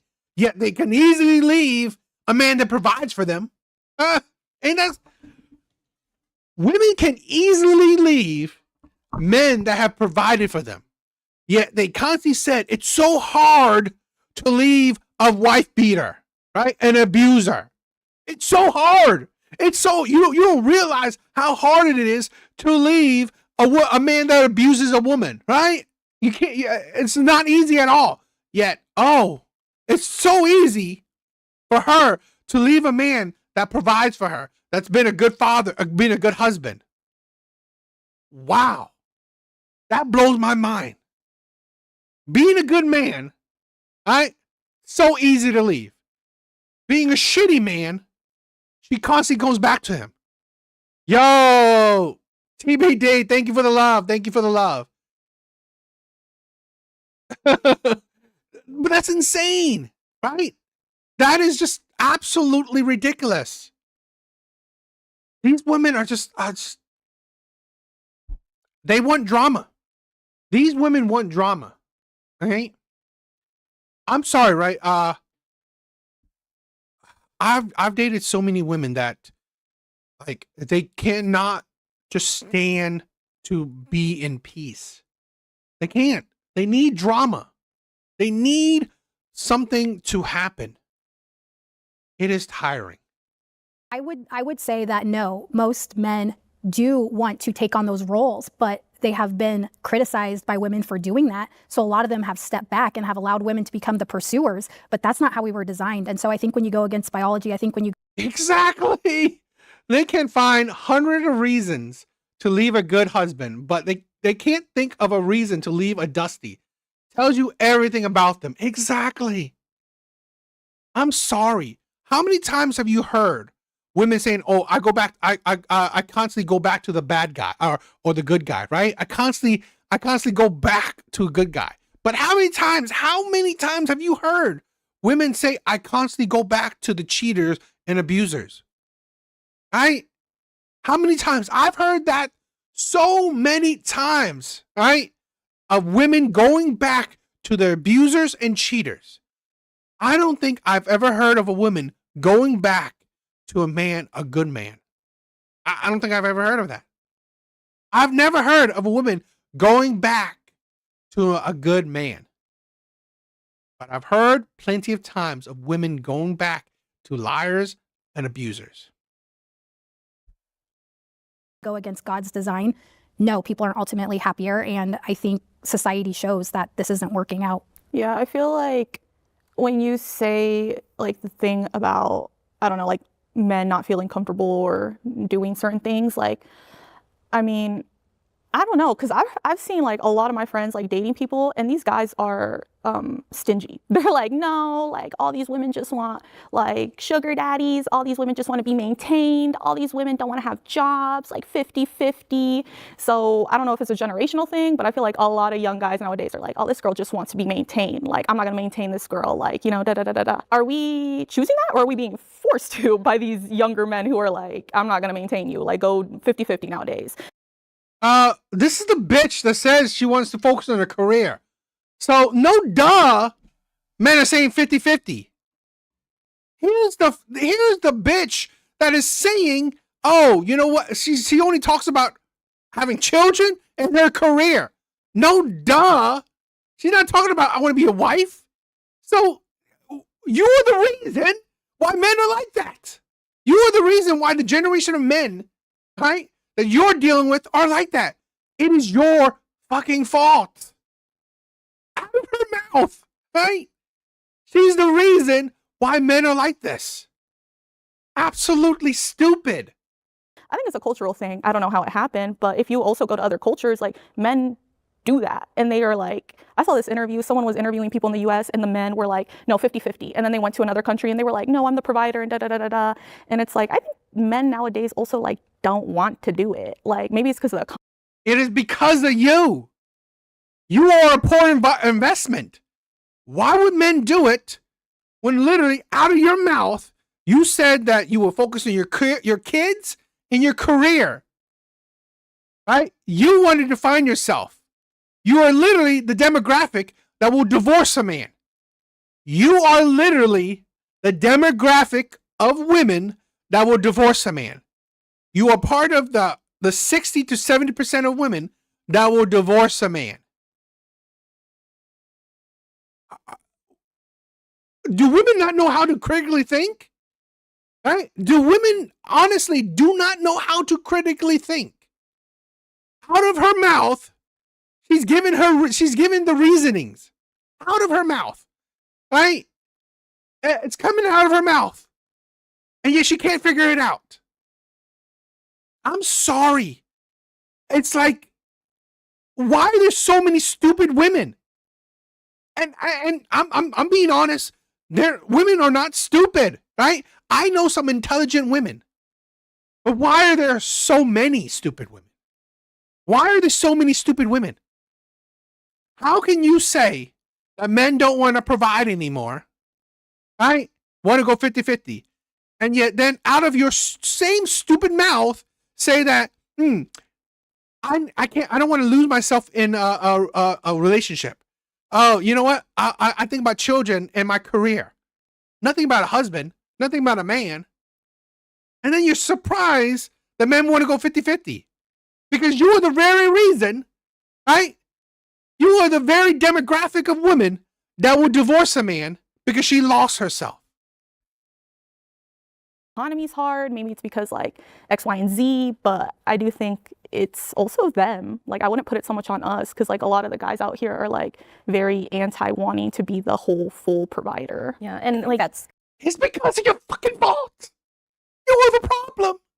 Come from the waves of feminism, Yes. though. I truly, you're like, how did we get here? This is how we got here. Because for years and years and years, we've been pushing that like almost this competition between women and men, and women entering more men's spaces, and women saying, I don't need a man. And we're at the point now where those men are in their dating years, they're getting married, and they're like, they listened. They're like, okay, yeah, you're right. It's 50-50. It should be equal. You're right.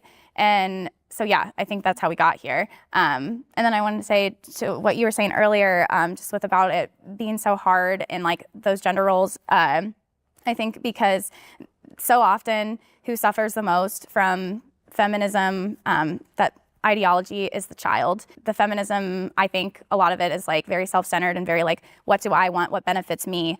I want to be my own individual person, and I just. Yes. I agree with her. I agree with her. Feminism has made women egotistical. Feminism has made women selfish. They only think about themselves. Fuck the kids. Fuck the man. Fuck society. What about me, me, me, me, me? That is feminism. I'm a 10, so what about me? What about me, me, me, me, me? That is feminism for you, all right? Fuck the child. Fuck the man. Fuck society. What about me? I'm a 10. What about me, me, me? Yeah. Deserve this and I deserve that, which not to say like, oh, you don't deserve anything, but it's like, it's very me, me, me driven and less about like, how can I give and how, seeing or fulfilling that beautiful role of being a mother, but maybe it's not maybe it's not a mother, but it's that nurturing role in whatever space you may be in. But it's because society has just really pushed the individualism and the self-care and the you deserve this and and it's become kind of a narcissistic thing. So I just wanted to add that because what you said made me think of that. Well, and it's like we've created the enemy is like the child of becoming who I am. And it's like, no, the child is not the enemy of you being who you are. A mother is a role you play, but the child is not somehow preventing you from you being your best self, becoming who you are, or being fulfilled. And I just have to say, my child is not an enemy. Like, I've never once felt that way about her. It was just how I thought, like, I had to 100% completely change my identity.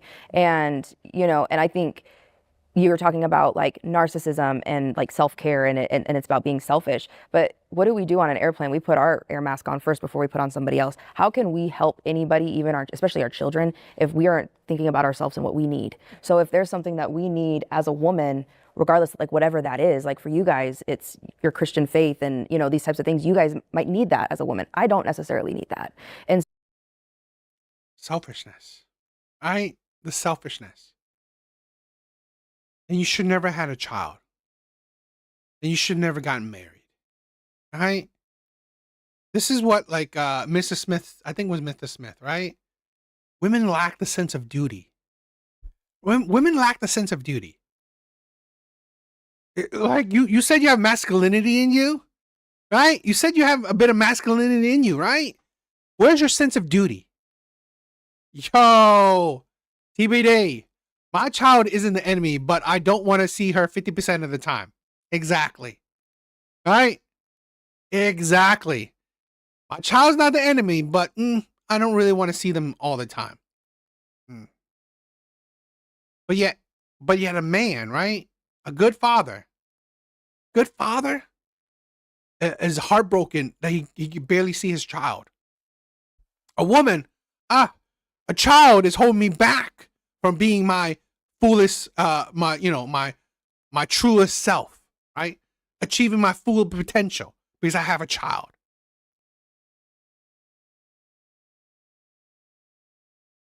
Yeah, it was beaten. Yeah, exactly. It's sad. So it's about, things that we need from, again, everyone's life is different. Our cultures are different. Our perspectives are different. And so we have to also consider, are we taking care of ourselves? Are we taking care of like what we need? Because if we're not filling our own cup up, we're not going to be able to fill up anyone's cup, even our own child. And so I don't think it's narcissistic or selfish to think about the ways in which we need to take care of ourselves and what we need. Well, because like I'll still put my needs, I consider about my needs, but I also think about my child, and I know in 50% of my time, I can just 100% meet my needs. And so there are that other 50% of the time where I will sacrifice what I need at times for her, but ultimately if there's not that time where I can fulfill myself in a way or have a balance of doing what I need as a person, as an individual person, and trusting like even my own relationship with, God, that and what I'm being led for God that I need to pursue, then I don't think that's selfish or narcissistic. I think that's being self-aware and recognizing that you can't truly help somebody unless you help yourself. And I don't think you should abandon self-care. I mean, that's definitely not what I'm advocating for, because you do have to take care of yourself physically and mentally and all those things to be a good mom and provide and take care of your child. So I would say, like, I agree, it's not totally absence of taking care of yourself. I mean, I would advocate for going to the gym and for doing positive things, right? I think it's when you think your identity and what you want out of life is more important than providing for and taking care of your child. So I see that. My whole point is like this entire conversation, we've gone back to the boxes. Like we've gone back to a very traditional man, It is that you people, right? It's that you people put yourselves in boxes. This is the insanity, right? It's like, this is where these types of people, okay, lack, I don't know if I say common sense, but lack the ability to have stable relationships, okay? You want time for yourself? Find a good husband where he would take that, the struggles of a child, right? It's like, okay, you want to go, get a massage, spa day, right? You want to work? Well, you doing the hours that he's not working, or it's like it's partnership, right? It's this is the problem with a lot of these women can't seem to grasp, there's more to the day than just the few hours, right? There's like manage your time correctly. I mean, it's like I just find this a problem with a lot of these women, where it seems like they box themselves in, right? That they can't do anything besides being a mother or being a wife. I really think it's absolutely idiotic. You are cooked. Yes. Traditional woman.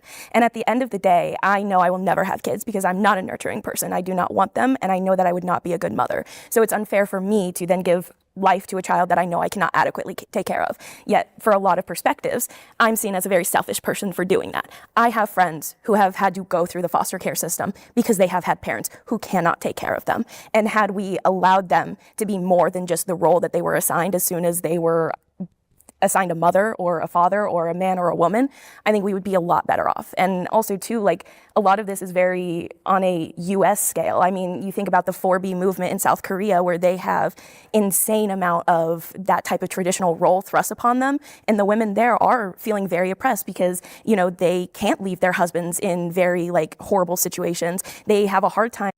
That's not what the fucking 4B movement is. And the majority of women, right, are not getting married or having kids or whatever. It's not because of, they can't leave their men. It's because of, it's economics. It's usually because of economics. Okay. They find it hard to raise a family. It's like, absolutely don't talk about shit you don't know. I'm in the workforce making money for. And you know what? Yeah, I don't mind. I don't mind. I said this before. This is why that other woman, I wish she didn't have a child, because we don't need more feminist single mothers, right? We don't need more feminists giving birth to children. I'm sorry, we don't. We don't need any more feminists continuing their line. I hope I hope her line goes extinct. I hope so. We need feminists to go extinct. Themselves. They have men who don't appreciate them and value them as human beings. And so I think overall, I don't think a traditional role would make everyone happy. And it just puts you into a box that you have to force yourself into if you are outside of that norm. And not to say your guys' faith isn't important to you guys or anything like that, but your whole basis of this is your faith, which not everyone shares. And so it's something that I think, again, we're just box the entire time and not thinking from other perspectives. And that's why I don't agree most of the time that people would be happy in a traditional role. I think if you look at the statistics, sorry, I was just real short, just outside of Christian faith, if you do look at studies done, that it also backs up that women are more happy in those traditional roles. Of course, not everyone, of course, that's more of a generality to say more women would be happier in a traditional role. Of course, there are exceptions and people that don't fall into that box, and there's nothing to say wrong with that. No, I was just going to say, to your point there, I was just like you. I didn't want anything to do with kids. I didn't want any kids. I actually was going to abort my daughter because when I was pregnant, like I said, I didn't grow up in church. I didn't know God. It wasn't until I had her and right before I got ready to abort her and was contemplating suicide is that I found God. And so once I had my daughter, I was, like I said, like I was you, didn't want kids and everything like that. When I had her, it was naturally in me to be a mother. That was the best thing in my life, was having my daughter. It's changed my life. It helped me to come into my faith. It's helped me to be a first generational college student. Mr. Smith. Yo, that's crazy. I'm now into eugenics after listening to these feminists. I mean, I'm sorry if the feminists propaganda can go extinct along with a lot of these women. I wouldn't mind. Graduate. I'm a registered nurse, so everything that having my daughter has really changed my life tremendously with my faith and just education as well. So you can't say that you don't want a child. I mean, if anyone else is a mom here, it changes you. Yeah, but in hindsight, you're putting me into a box saying that I would be excited to be a mother when it happened to me, and I know I would not be. Well, I don't mean you. I would say for me, I didn't want anything to do with kids. And that's fair, but like, And I don't think you have to have kids. I don't think kids is for everyone. I do believe that. And so. that's just my whole point is we're coming back to like this box of like a woman is this thing, and I fully and truly disagree with that because a woman is this thing. When, let's say even hypothetically, when 80% is this thing, you practically say 100% because what's that 20% mean, right? 20% in the whole grand scheme of things is like nothing. When 80% is this thing, right? This is the thing when 80% of women have, or let's say when 90% of women have wombs, right? Would have wombs. The 10% that don't means what? Fucking what? Right? It doesn't mean, it means that women have wombs. Even if you're part of the 10%, it doesn't change the fact that you say that women, right, have wombs. So because 80%, 90% have it, that is the majority. Right? So that is the box. That is the box. We have a plethora of women here who have different lived experiences who are not in the same box. And at the end of the day, like, I do disagree with your statistic because there are studies that show women who are not married and single are happier than married women in that. And on top of that, they're actually not happier, right? They're not. I would say this, right? A lot of those women, they fake it, right? Because here's the thing. The same statistics that show you that women are happier, right? Not being in a relationship or have a child, they're also on antidepressants, right? Ain't that something? The same women that say that they are happier not in a relationship or marriage or have children are almost coincide with the women that are on antidepressants, are on some form of medicine for mental disorders. Men have a higher life expectancy when they are married to a woman, but that is not the same for her. And so I think in this modern time, in this modern era where we actually, it is. Women have better, women have a plethora of diversity, and we are no longer trying to fit into the single image of an American family that is white, 2 kids in suburbia. I think it just does not match for a lot of people, and I think we exclude so many perspectives by saying this very specific thing is what everyone would be happy with, because it's, again, a very limited perspective. Yeah, I did it. I want to say, like, not like defend you a little bit, but I feel like you did say, like, you can't say that you wouldn't be happy or whatever you said. Like, so I think you're projecting your experience onto like other people, which like your lived experience is your lived experience, but I feel like you can't project your experience and assume everyone would have the same experience. I don't think you're intentionally doing it, but this is a thing where a lot of women can't understand words. There's a difference between saying everyone or people in general, right? No one said everyone. Please stop being so stupid. No one said everyone, but in general, right? Women are happier, right? Women are happier in a family dynamic. I think it's coming off that way. Yeah. And I think when you base your opinions based on only your lived experience. I think a lot of women lie those happiness shit, right? That the happiness, it's, and this is a thing where, let's be honest. Us as men, we understand reality. Happiness is fleeting. Happiness is a fleeting emotion. Nobody is happy 24/7. Nobody's happy 24/7. Happiness is a fleeting emotion. You're not happy every fucking day. Experience that's like super biased. Like you have to at least try to be open-minded and try to be like, oh yeah, like I get that, or like, I don't know, like just look past your own experience that you have gone through. I mean, but I lived that way though. I lived the way outside of Christ and with Christ, and that way didn't work. So I have nothing but to go off my experience. Just like people bring up statistics and examples of other people, it's the same thing that I'm doing. I'm living it.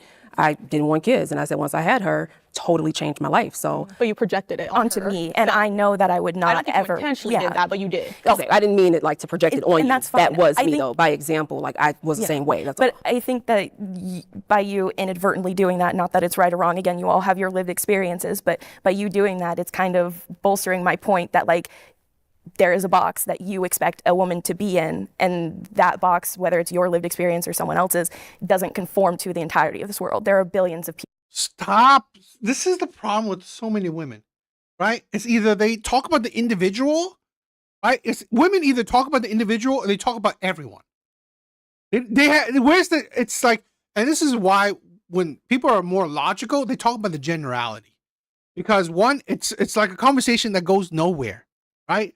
You can't talk about everyone. Of course you can't talk about everyone, right? Because there are millions of exceptions.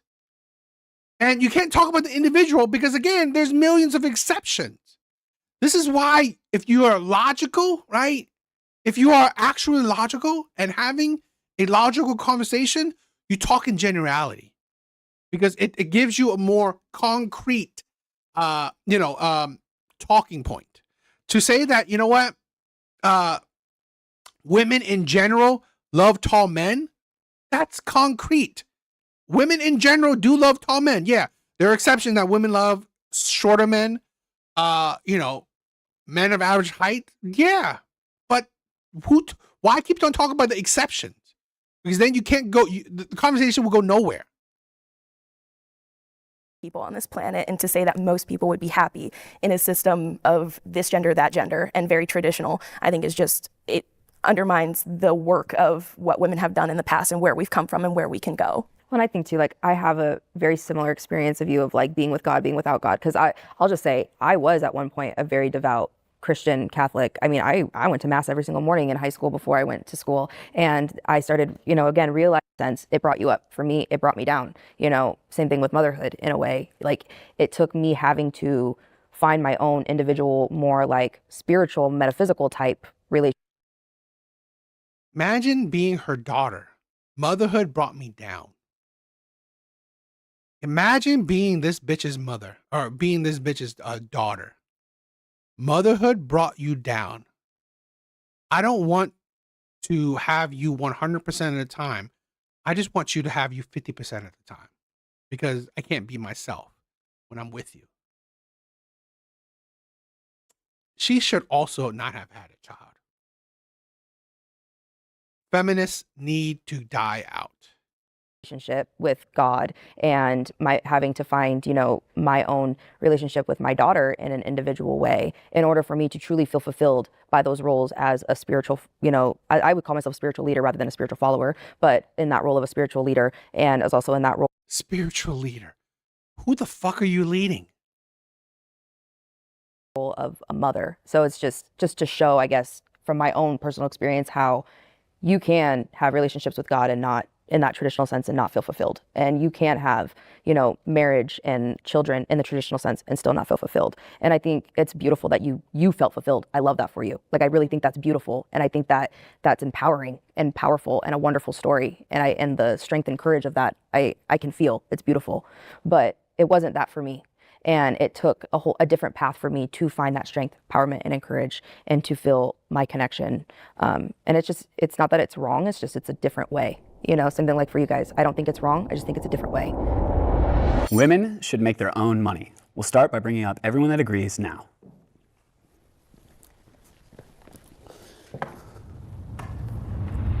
No surprise, the Why single should mother. women make their own money? I think honestly, it just ties back to autonomy and also just being your own self, having a career, hopefully that fulfills you. If not, just doing what you need to do to either take care of yourself, your loved ones. If you have children, then, take care of your children.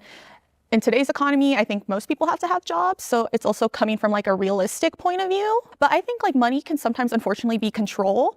And for me, I wouldn't want to have to ask for money. I would rather just have my money and be able to do with it what I want. So, yeah. Kind of in a realistic sense too, like you never know what's going to happen. So like your partner chooses to leave you, their partner dies. Like how do you sustain. Everyone needs money to survive in the society. So it's like, yeah, women should make their own money. You know, we should provide for ourselves. We should build our own. I also think it teaches a lot about just hard work and, you know, just hustle, which I think is, you know, to a degree important to have some drive. Like to a degree for sure with that, I think it can get overpowered, but it's good for women to be able to stand on their own. I just think it's really empowering. And again, just realistically, like with the economy, society, and, you know, if God forbid something happened to your significant other, how would you, you know, provide for your family or yourself afterwards? So Agree with both of you. I think from each of your points, like I work in HR, so I have a unique perspective and where like someone Works in HR. Yo, this woman is in. This woman is like, she works in HR. Great. This is the woman you're dealing with in HR. that you depend on passes away. Like I've seen the ugly side of that. Like you now have to think about so many things you haven't ever thought about. Like I'm sure healthcare is not on anyone's mind, but it is something so important and so expensive today. So that's just one of like the practical aspects of it. But also I agree with you on the financial. There are so many people that are in financial abuse situations where they can't leave because they have no access to money and they have no skills to, you know, give to society as it is now in a way that society deems valuable.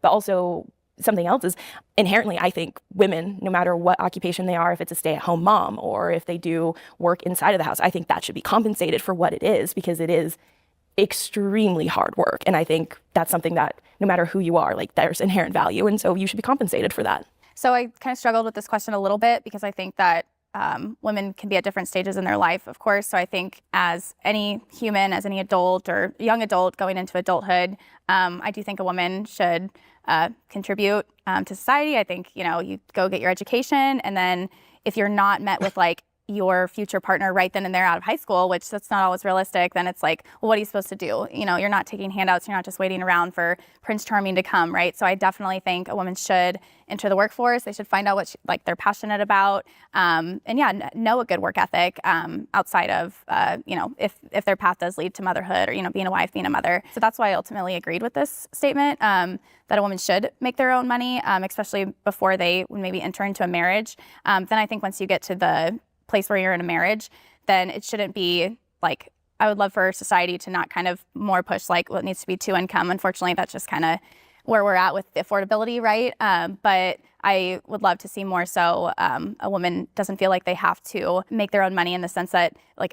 Yes, right? Talk about controlling husband, but they're fine with being corporate slaves. Right? They're fine with being slave to the system. Instead of being submissive to the man that loves you and you love. Somebody said something about like the power thing, right? Having to ask for money. I definitely believe in a marriage that when you enter into a marriage, it's now we. And like what a husband brings home, that is shared money. And you both make decisions together what to do with that money. So but ultimately, I think, yeah. Yeah. See, this is the you know what Andrew Wilson would say, covert feminism, right? You both make the decision? No, he make the decisions. Right? He has the final say on what you do with the money. Right? He has the final say. This is why this is the covert feminism shit. Right? It's the whole feminist ideology. You cannot escape it. Even if you're supposedly conservative. Actually, I agree with everyone. All your, you know, it's 2026, so I mean, everyone needs to make their own money. I mean, I think that for me personally, it teaches you financial literacy, you know, and I can pass that on to my daughter as well to show her how to manage money and what to do with it versus being told what to do with it. So you guys made all valid points, actually. So I think now is a great time to bring up everyone that disagrees. So I would disagree with this statement. Not because women can't make their own money. Personally, I've been in the workforce since I was 14 years old. I've never been married. I've always provided for myself. I've worked multiple jobs. So I'm very much able to take care of myself. However, if I was married and it was the best thing for the... She's not married. This woman looks like she's in her 40s. And she's not married. This is why I'm saying these like... yes, covert feminists or feminist conservatives. She looks like she's in her 40s, right, and not married.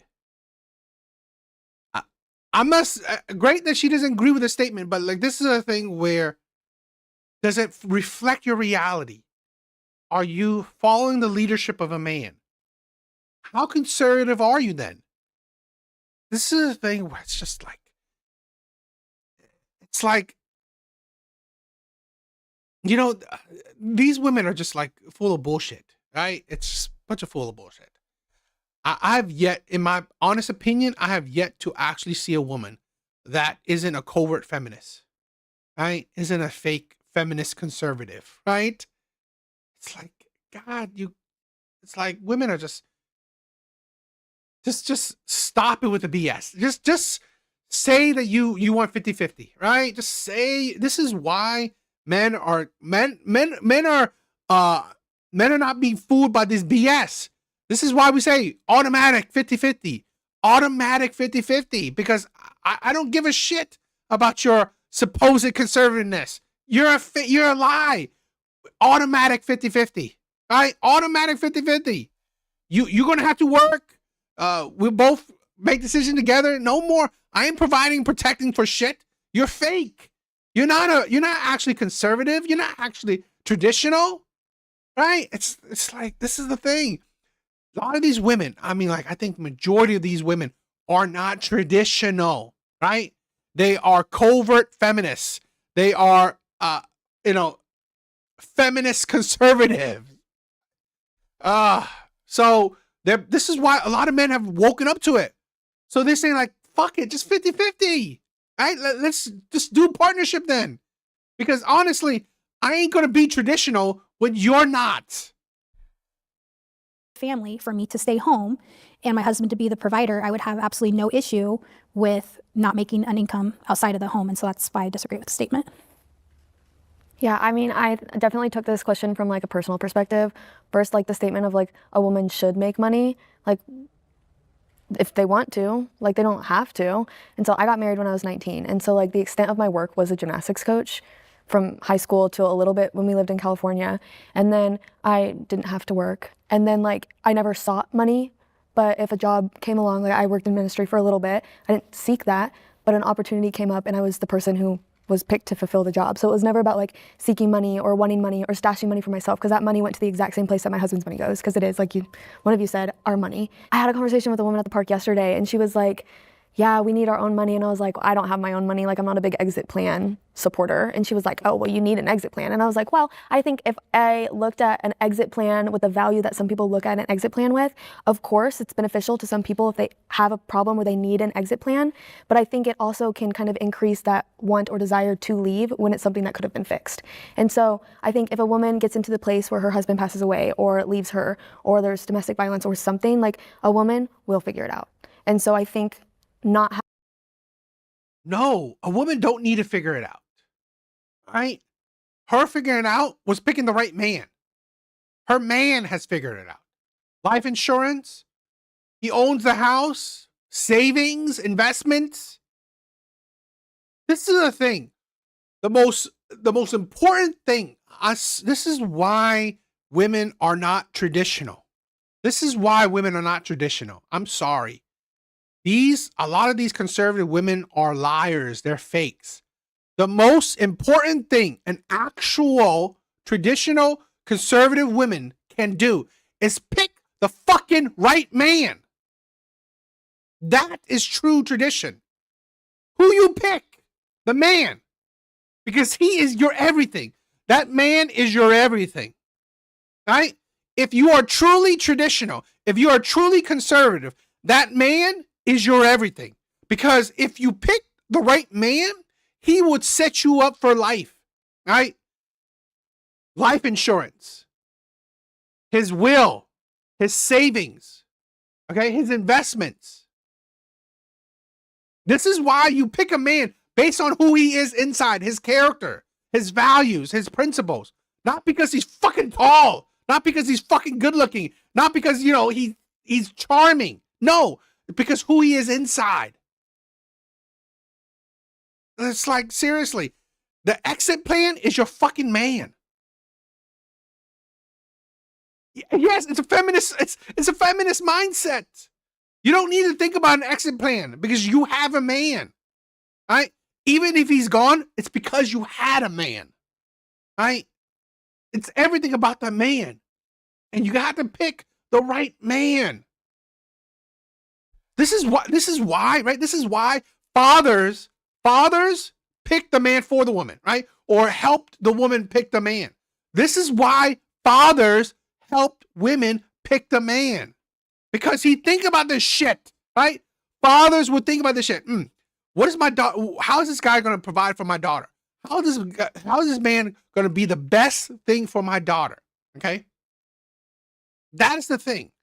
Yo, TBD, thank you for the love. Been collecting a bunch of good old British news and propaganda for when we I wanted to talk about that, right? We will probably do something in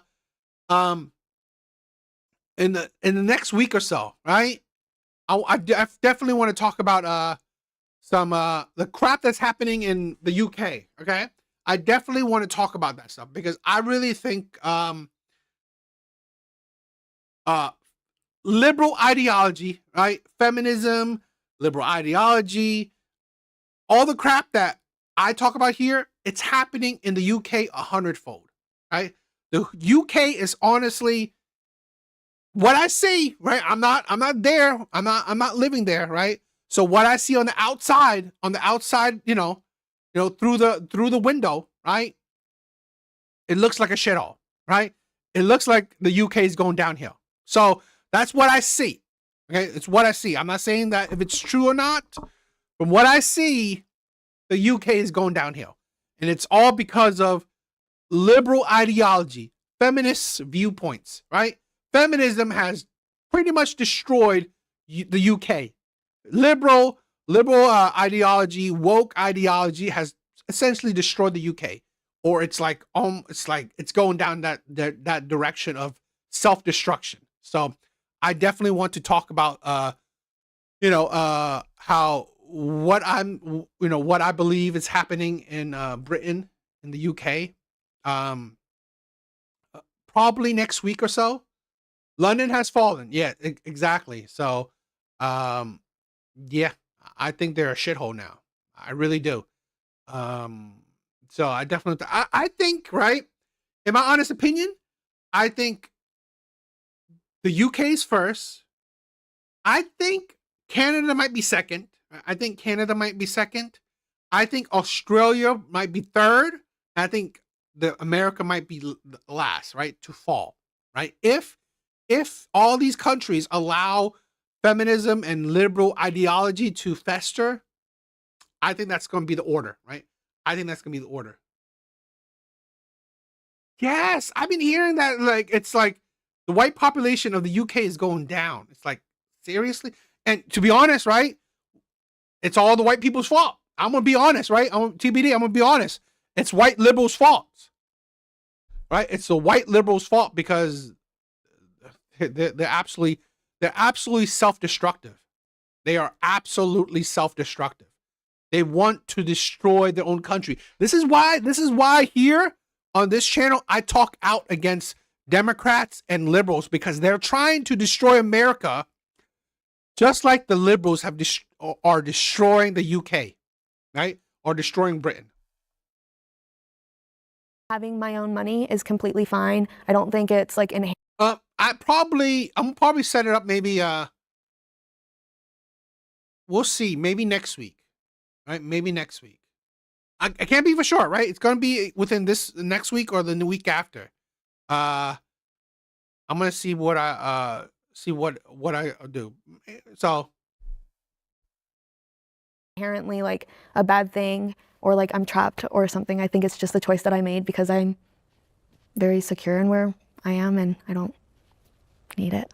I think that's wonderful. I actually kind of liked what you said and agree to like with when you have an exit plan, it's kind of like makes it more like, it's because I'm a big believer in like your mindset and manifestation. So like if we think that we're going to be in these situations where we're going to have to exit, we're more likely going to exit. And so you having faith in what you've.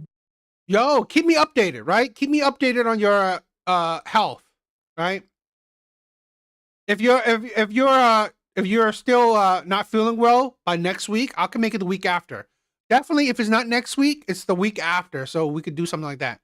UK, France, Spain. Oh, okay. You know what? I didn't even think about you know, France and stuff. I think France is a shithole.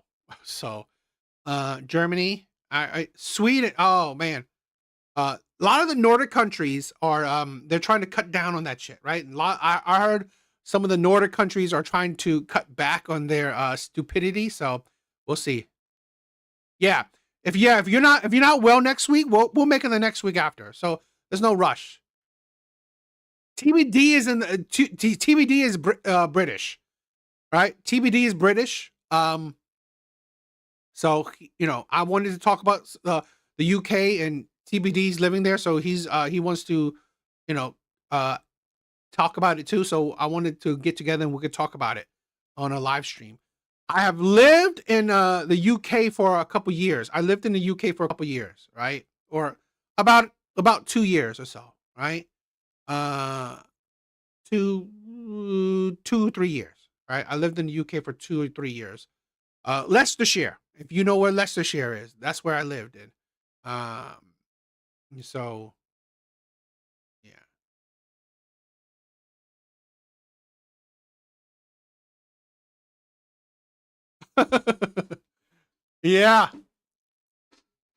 Oh, we could definitely talk about the I think the Muslim insanity, because I definitely have some things to talk about that one. Built, and that is powerful, because when you first started talking, in my head I'm thinking, I'm like, but what if, realizing as you were, that's my perspective from my own shared experience, whereas you have, a very lucky experience to be able to find someone so young and build something with somebody so young, and have a healthy dynamic where you can do that. So I think, and again, this kind of what goes back to with feminism, right? Like, you make the choice. This is stupid, right? She said you had a lucky experience to build something with someone so young. Yet, in what she said, right, her ex-husband is now married already. It kind of thinks about, if he's married, right, and he's has his own family and stuff like that. It doesn't seem like he was the problem. It seems like she's the problem, right? So she would have been lucky to still build with someone, but she just doesn't want to build with someone. She wanted to build with herself. She wanted to create her own empire. So it's not about it's not about the other girl being lucky. It's about her being selfish.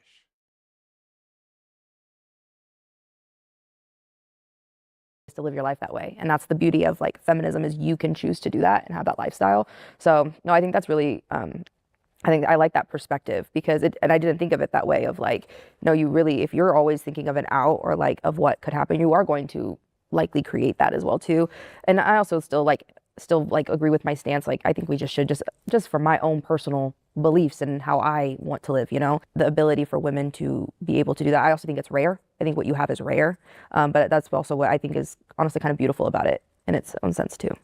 I'm in a big homeschool group of moms, because I don't work right now, but there's a ton of us who don't work. A lot of us have little side hustles, like a little cleaning business, or a doula. A lot of them are doulas, and just do little tiny things, just because we were talking about, we have passions too, and so it's okay to pursue those passions. But I think when I see people talk about this stuff online, it's oh, what a privileged life. And I'm we make a lot of sacrifices and we budget. So it's not that I'm necessarily coming innately from a place of just privilege or wealth, because I'm definitely not coming from wealth. Maybe privilege in the fact that I'm really lucky to be where I am. But I think in a materialistic world that loves material items and things that we think are necessary, like a 2-car house, or owning a house, or having all bedrooms for all your kids, those are all technically material things that aren't a necessity if you want to be a stay-at-home mom. Not all the time, but a lot of the time there are things you can do to do what you want to do, and sacrifice that can be made. So stashing your money or having it be your own thing, and then also saying making sacrifices, right, about okay, maybe we won't buy this thing so we can afford this thing, Mm-hmm. I think. And exactly, right, there's a lot of cute mom businesses. That's the thing, where those women that actually can find businesses or do something, even while being a stay-at-home mom, those are women that are actually good women, right? Not oh, I'm a mom, I don't know myself. Are you stupid? Are you retarded? It's just because you're lazy and you can't find yourself, right? It's just because you don't want the man, you can't find yourself. You could, if you actually put in the effort. It's just that these women are not being honest. They don't want the man anymore. They're not in love with the man anymore. Even or if they ever were in love with this man. Right? So they're making excuses. Oh, I want to go find myself. No, bitch, you just don't want the man. Just be honest.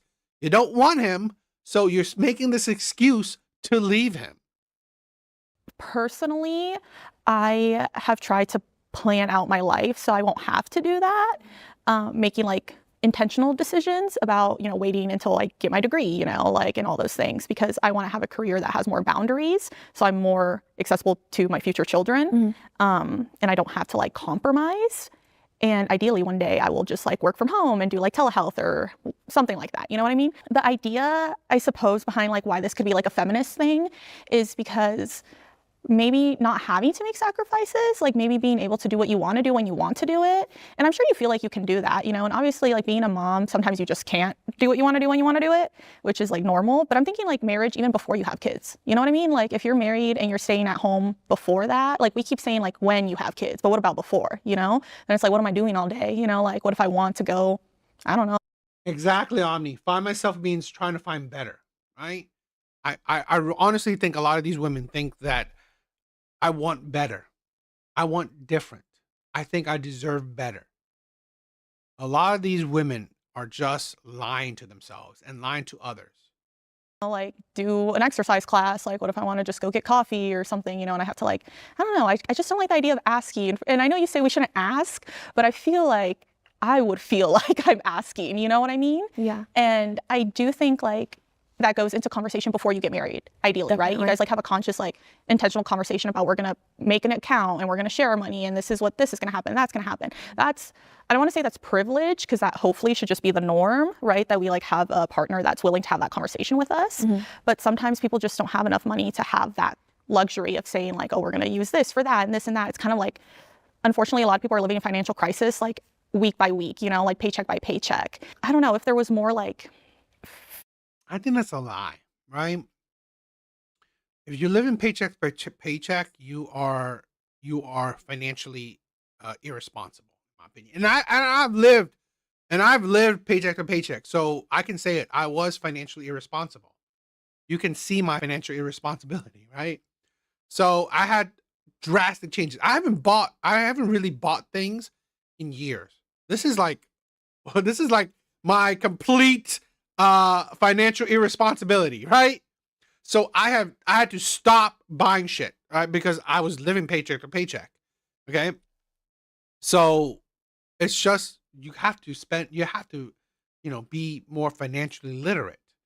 And that's the problem with a lot of people. Okay. They like to spend more than they actually make. So no duh, you're living paycheck to paycheck, but you don't have to spend more than you make. You don't. Right? You don't really have to. A lot of people choose to, because we think that, oh, let's go on vacation. Let's have 2 cars, or let's have an expensive car, or let's have a expensive house, or like my sister literally, because she has a husband that's like making a lot of money. They bought a $1 million house. Seriously, who fucking needs $1 million house? So you choose your financial path. female independency, that's probably not even a word, independence, like encouraging women to do their own thing, and like be very intentional with their career and their choices. Like maybe that would be less often. And unfortunately, we do just have to think about worst case scenario. I don't think that's manifesting it. I do think that can happen though. I get what you mean. But I think just like my dad always taught me, like, you should never have to like thank a man for anything. Like you should be able to have your own career and have it be yours and never have someone hold it over your head. And my dad raised me to be very independent because Yeah. Let me say this, right? Her dad raised her wrong. Okay? Her dad raised her wrong. Now, I can understand it, right? But her dad led her to a path of this right here, right? A lot of fathers don't realize that. And I get it. I understand why, right? So I'm not chastising him, but honestly, you have hurt your daughter's life, right? You have hurt your daughter's life because let's say example for me. How I'm going to go about with my daughter is that I'm going to give her perspective. That's the point. I'm going to give her perspective. You can't have it all. Right? And if you're a lucky person, you could. If you're lucky. But for most people, for people in general, you can't have it all. So pick your poison. Pick your poison. You want to be a career woman? Go for it. Go ahead. Right? Be your girl boss self. Go for it. But to think that you go be a career woman and then have an amazing husband and like amazing kids and a career woman, you're stupid. You're ridiculous. So you want to be a career woman? There's a high probability that your career is all you have, right? Your career is all you have. That is the likely probability. Now, if you want to be the career woman, right? Focus on your money, make your own money. You don't have to depend on nobody but yourself. Great. But understand that is hard. There's a hard life. That you're a corporate slave. You will have to always buy things yourself. It's a lonely life as well, right? It could be, and a lot of times it's a lonely life as well. But you don't have to depend on nobody. Or have a family, a man you love, children you want, right? And maybe you don't necessarily make all the decision yourself, right? But if you found a man you love, he thinks about you, right? He thinks for you, right? He cares about you. He cares about you, your life, your future, and your children's future. You may have less autonomy, right? You may not have I don't know, money to do whatever you want, but you can still have a man and you still have money, right? It's like there's pick the poison you want, right? If you want to think like that. But you can't have it all. You can't have it all. He has seen so many women, like, what's the word, kind of manipulated, like, oh, I gave you this, so now you have to stay with me. If you leave, I'm going to take it. You know what I mean? So I think even my own father, like, raised me to be very independent. So my fiance has never paid for anything for my education, and that's because it's my education. And I want to say, like, I got it on my own. So again, Oh, she has a fiance. I swear to God. There's this is why I said there's a simp for every woman. There is a simp for every woman. There is like it doesn't matter if you are a feminist, right? It doesn't matter if you're a feminist. It doesn't matter if you're fat, skinny, ugly, pretty, 10 kids from 10 different men or 0 kids. You will always find a man. Women do not have a hard time finding a man. Agree, there is not innately anything wrong with a woman having a career and paying for her own bills and taking care of herself. That's been what I've done my entire life. But because I am a Christian and my faith is the most important thing to me, I believe in the biblical role of marriage. And so my marriage is going to be sacred. And that's going to come before my role in the workforce. And so it'll be a conversation that I would have with my husband. But, if we talked. I agree. Men will hit anything. Seriously, you saw that feminist. Men will hit anything. And it made sense for me to pursue whatever career I am, then I'm not opposed to that either. But I don't feel like my significance is going to come from how much I make or whether my husband would be the one providing or, it would be me. I think either way, my significance isn't any less. And so I just don't have the mindset that I have to make my own money in order for me to feel like I'm a woman and I'm fulfilling my role in life. And so again, that's coming from someone where I run my own business and I've been working part-time, full-time since 14 years old. So I just think that the way God designed marriage to be, that the marriage comes first and, that looks different for different people. The husband and wife are equal, different roles. And remember what I said, right? You can't have it all. Here's this woman, own her own business. Great for her.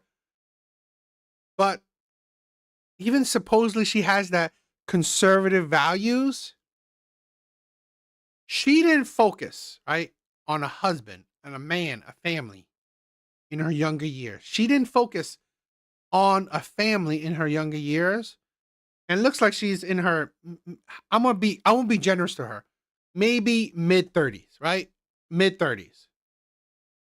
Now, it's not going to get easier. It's not going to get easier over time to find a conservative man. Unless, like, if she's in her mid-30s, what is she going to go for? A man in his late 40s? It's like, this is the problem with a lot of these women. Right? Even supposedly she's conservative, but she focused on her career. She focused on her career. Yo, Highly Games, thank you for the gifts. Thank you for the gifts. Thank you, my brother. Thank you, my brother. So that's the problem, right? Supposedly she's conservative, Christian, but she focused on her career. She owns a business now. Great for her. But again, shows you can't have it all. This is the problem with so many women. If you don't focus on something, you're not going to accomplish it. She focused on her career. She focused on her business. She has it now. But guess what? She looks like she's probably, in her late 30s. It's not going to get easy to find a man. And unfortunately, I would say what you have has become, that's not the norm anymore. But I do think that a lot of people, if they had the ability, would choose to have that kind of marriage. Absolutely. But also, again, I look at a society that's not necessarily willing to make some of the sacrifices that come with that, because it is a choice. And so, yeah, I just think that if you're a Christian, your family comes first, your husband and your kids, and the workforce is secondary to that. So again, that's why not that it's wrong for a woman to make money, support herself. I think that's all great, but I don't think a woman has to be defined by that. I like what you said though, okay, we were talking about kids. Well, what happens before kids, right? Like right now, I'm married. We haven't been blessed with kids yet, and I feel like if I didn't work, I'd be so bored. Like, what would I do with my time? I agree. Men are selfless. Women are selfish. 100%.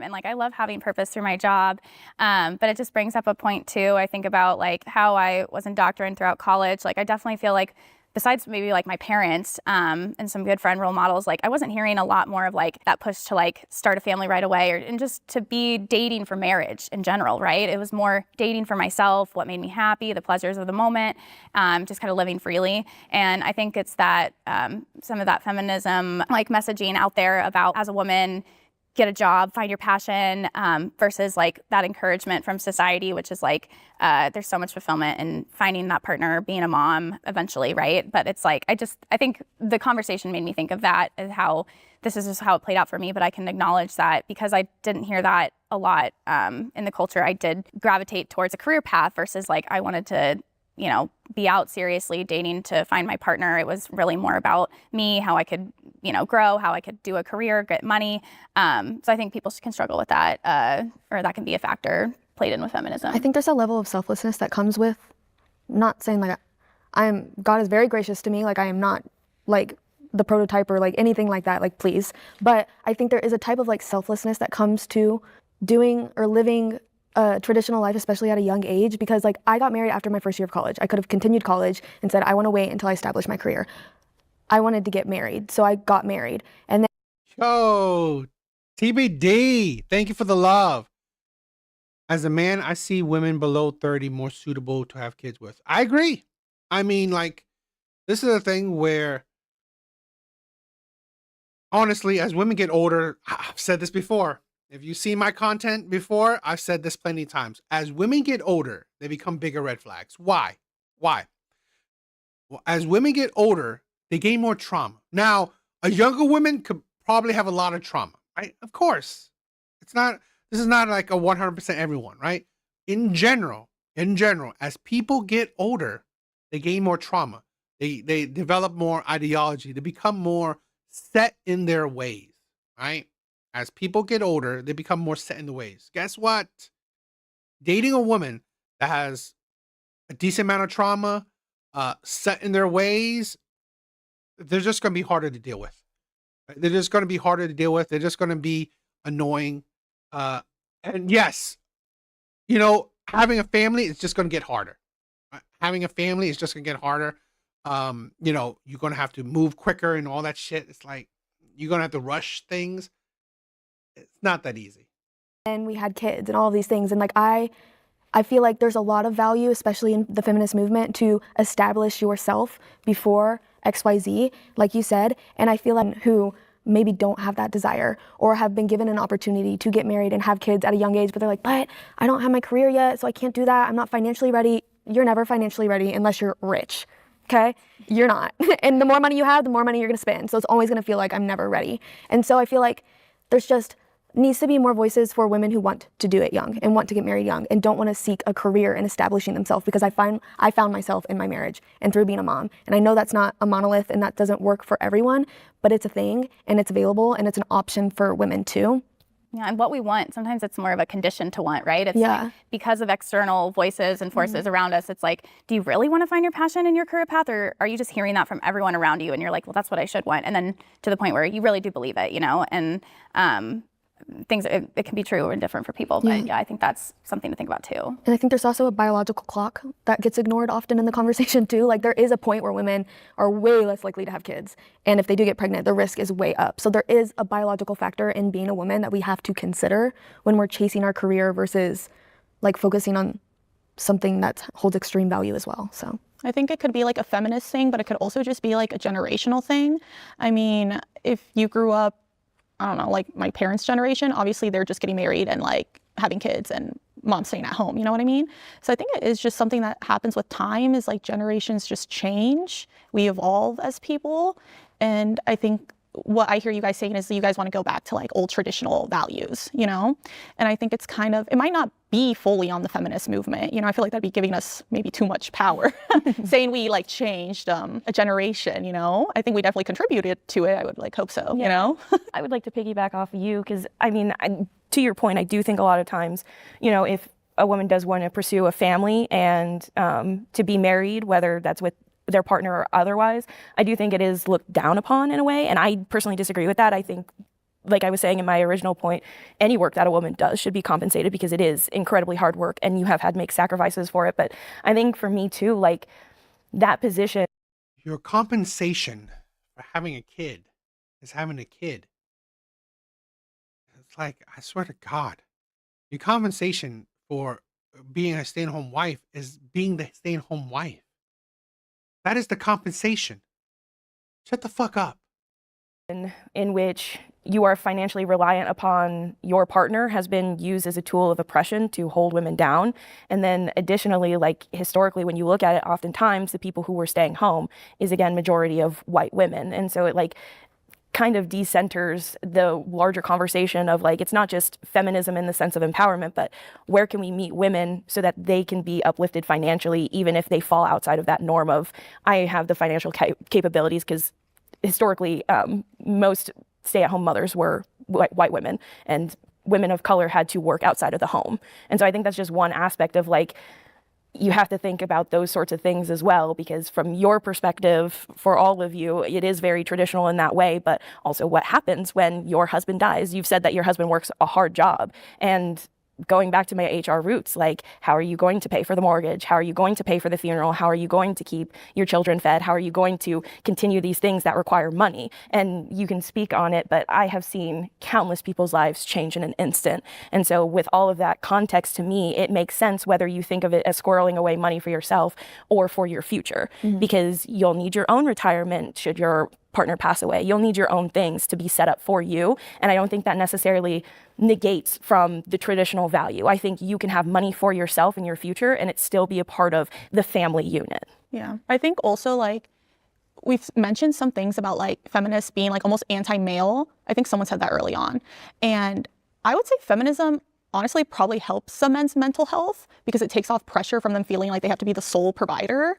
Like I can't imagine. No, it doesn't. Right? It doesn't. Because women are still expectant. Why do you think, right? Why do you think finance is usually a big, I mean, I'm not saying it's the biggest, right? I'm not saying it's number one. But why is it one of the reasons? Because women still are expectant.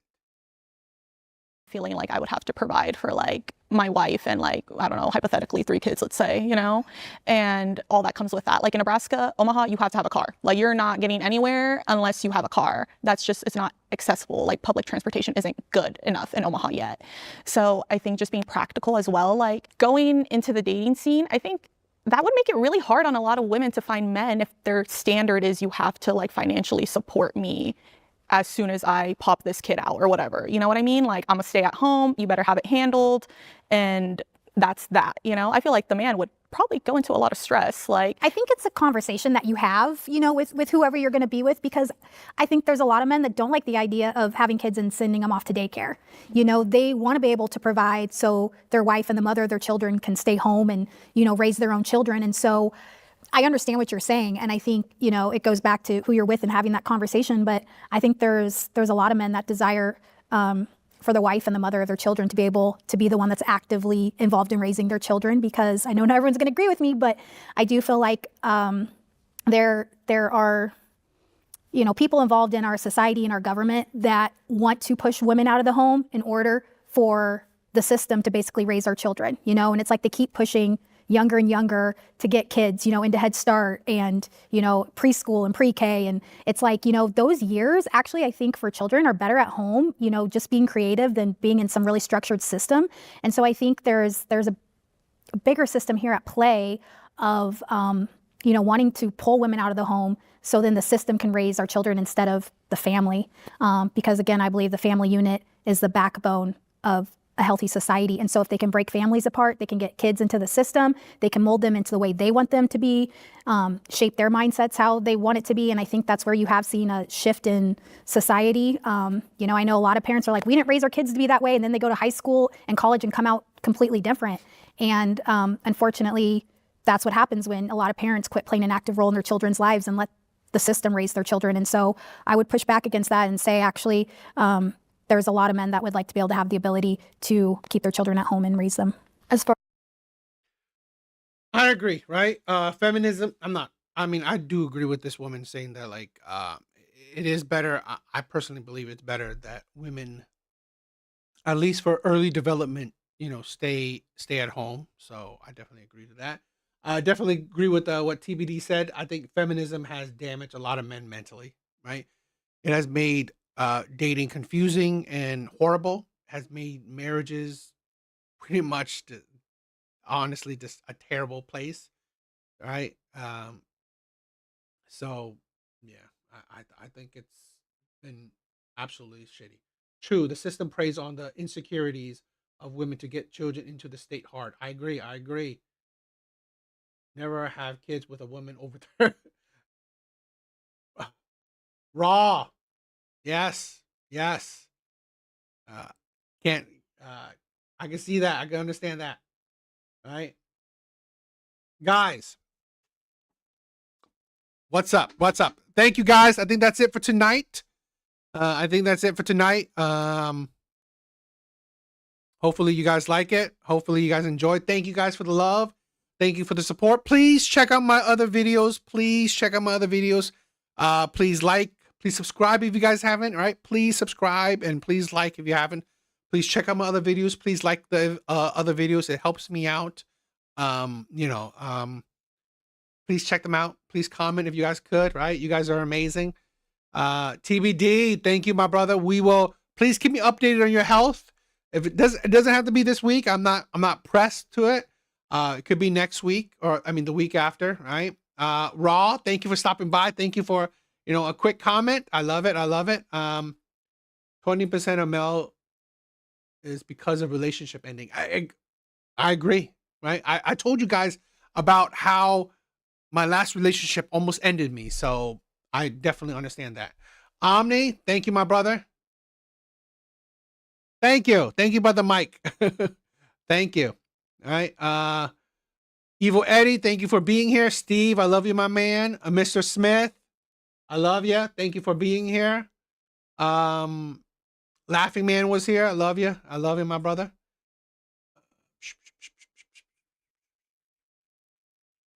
Antics was here. Thank you. You guys are amazing. Thank you for all the love. Thank you for all the support. Yes, like I said, please check out my other videos.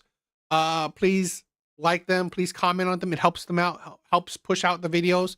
But yeah. Evil Eddie, I love you, my brother. Thank you. I'm my brother. I love you. I love you. Thank you for always being here. But yeah, that is it for tonight. Hope you guys have a good weekend. But later, guys. All right, later.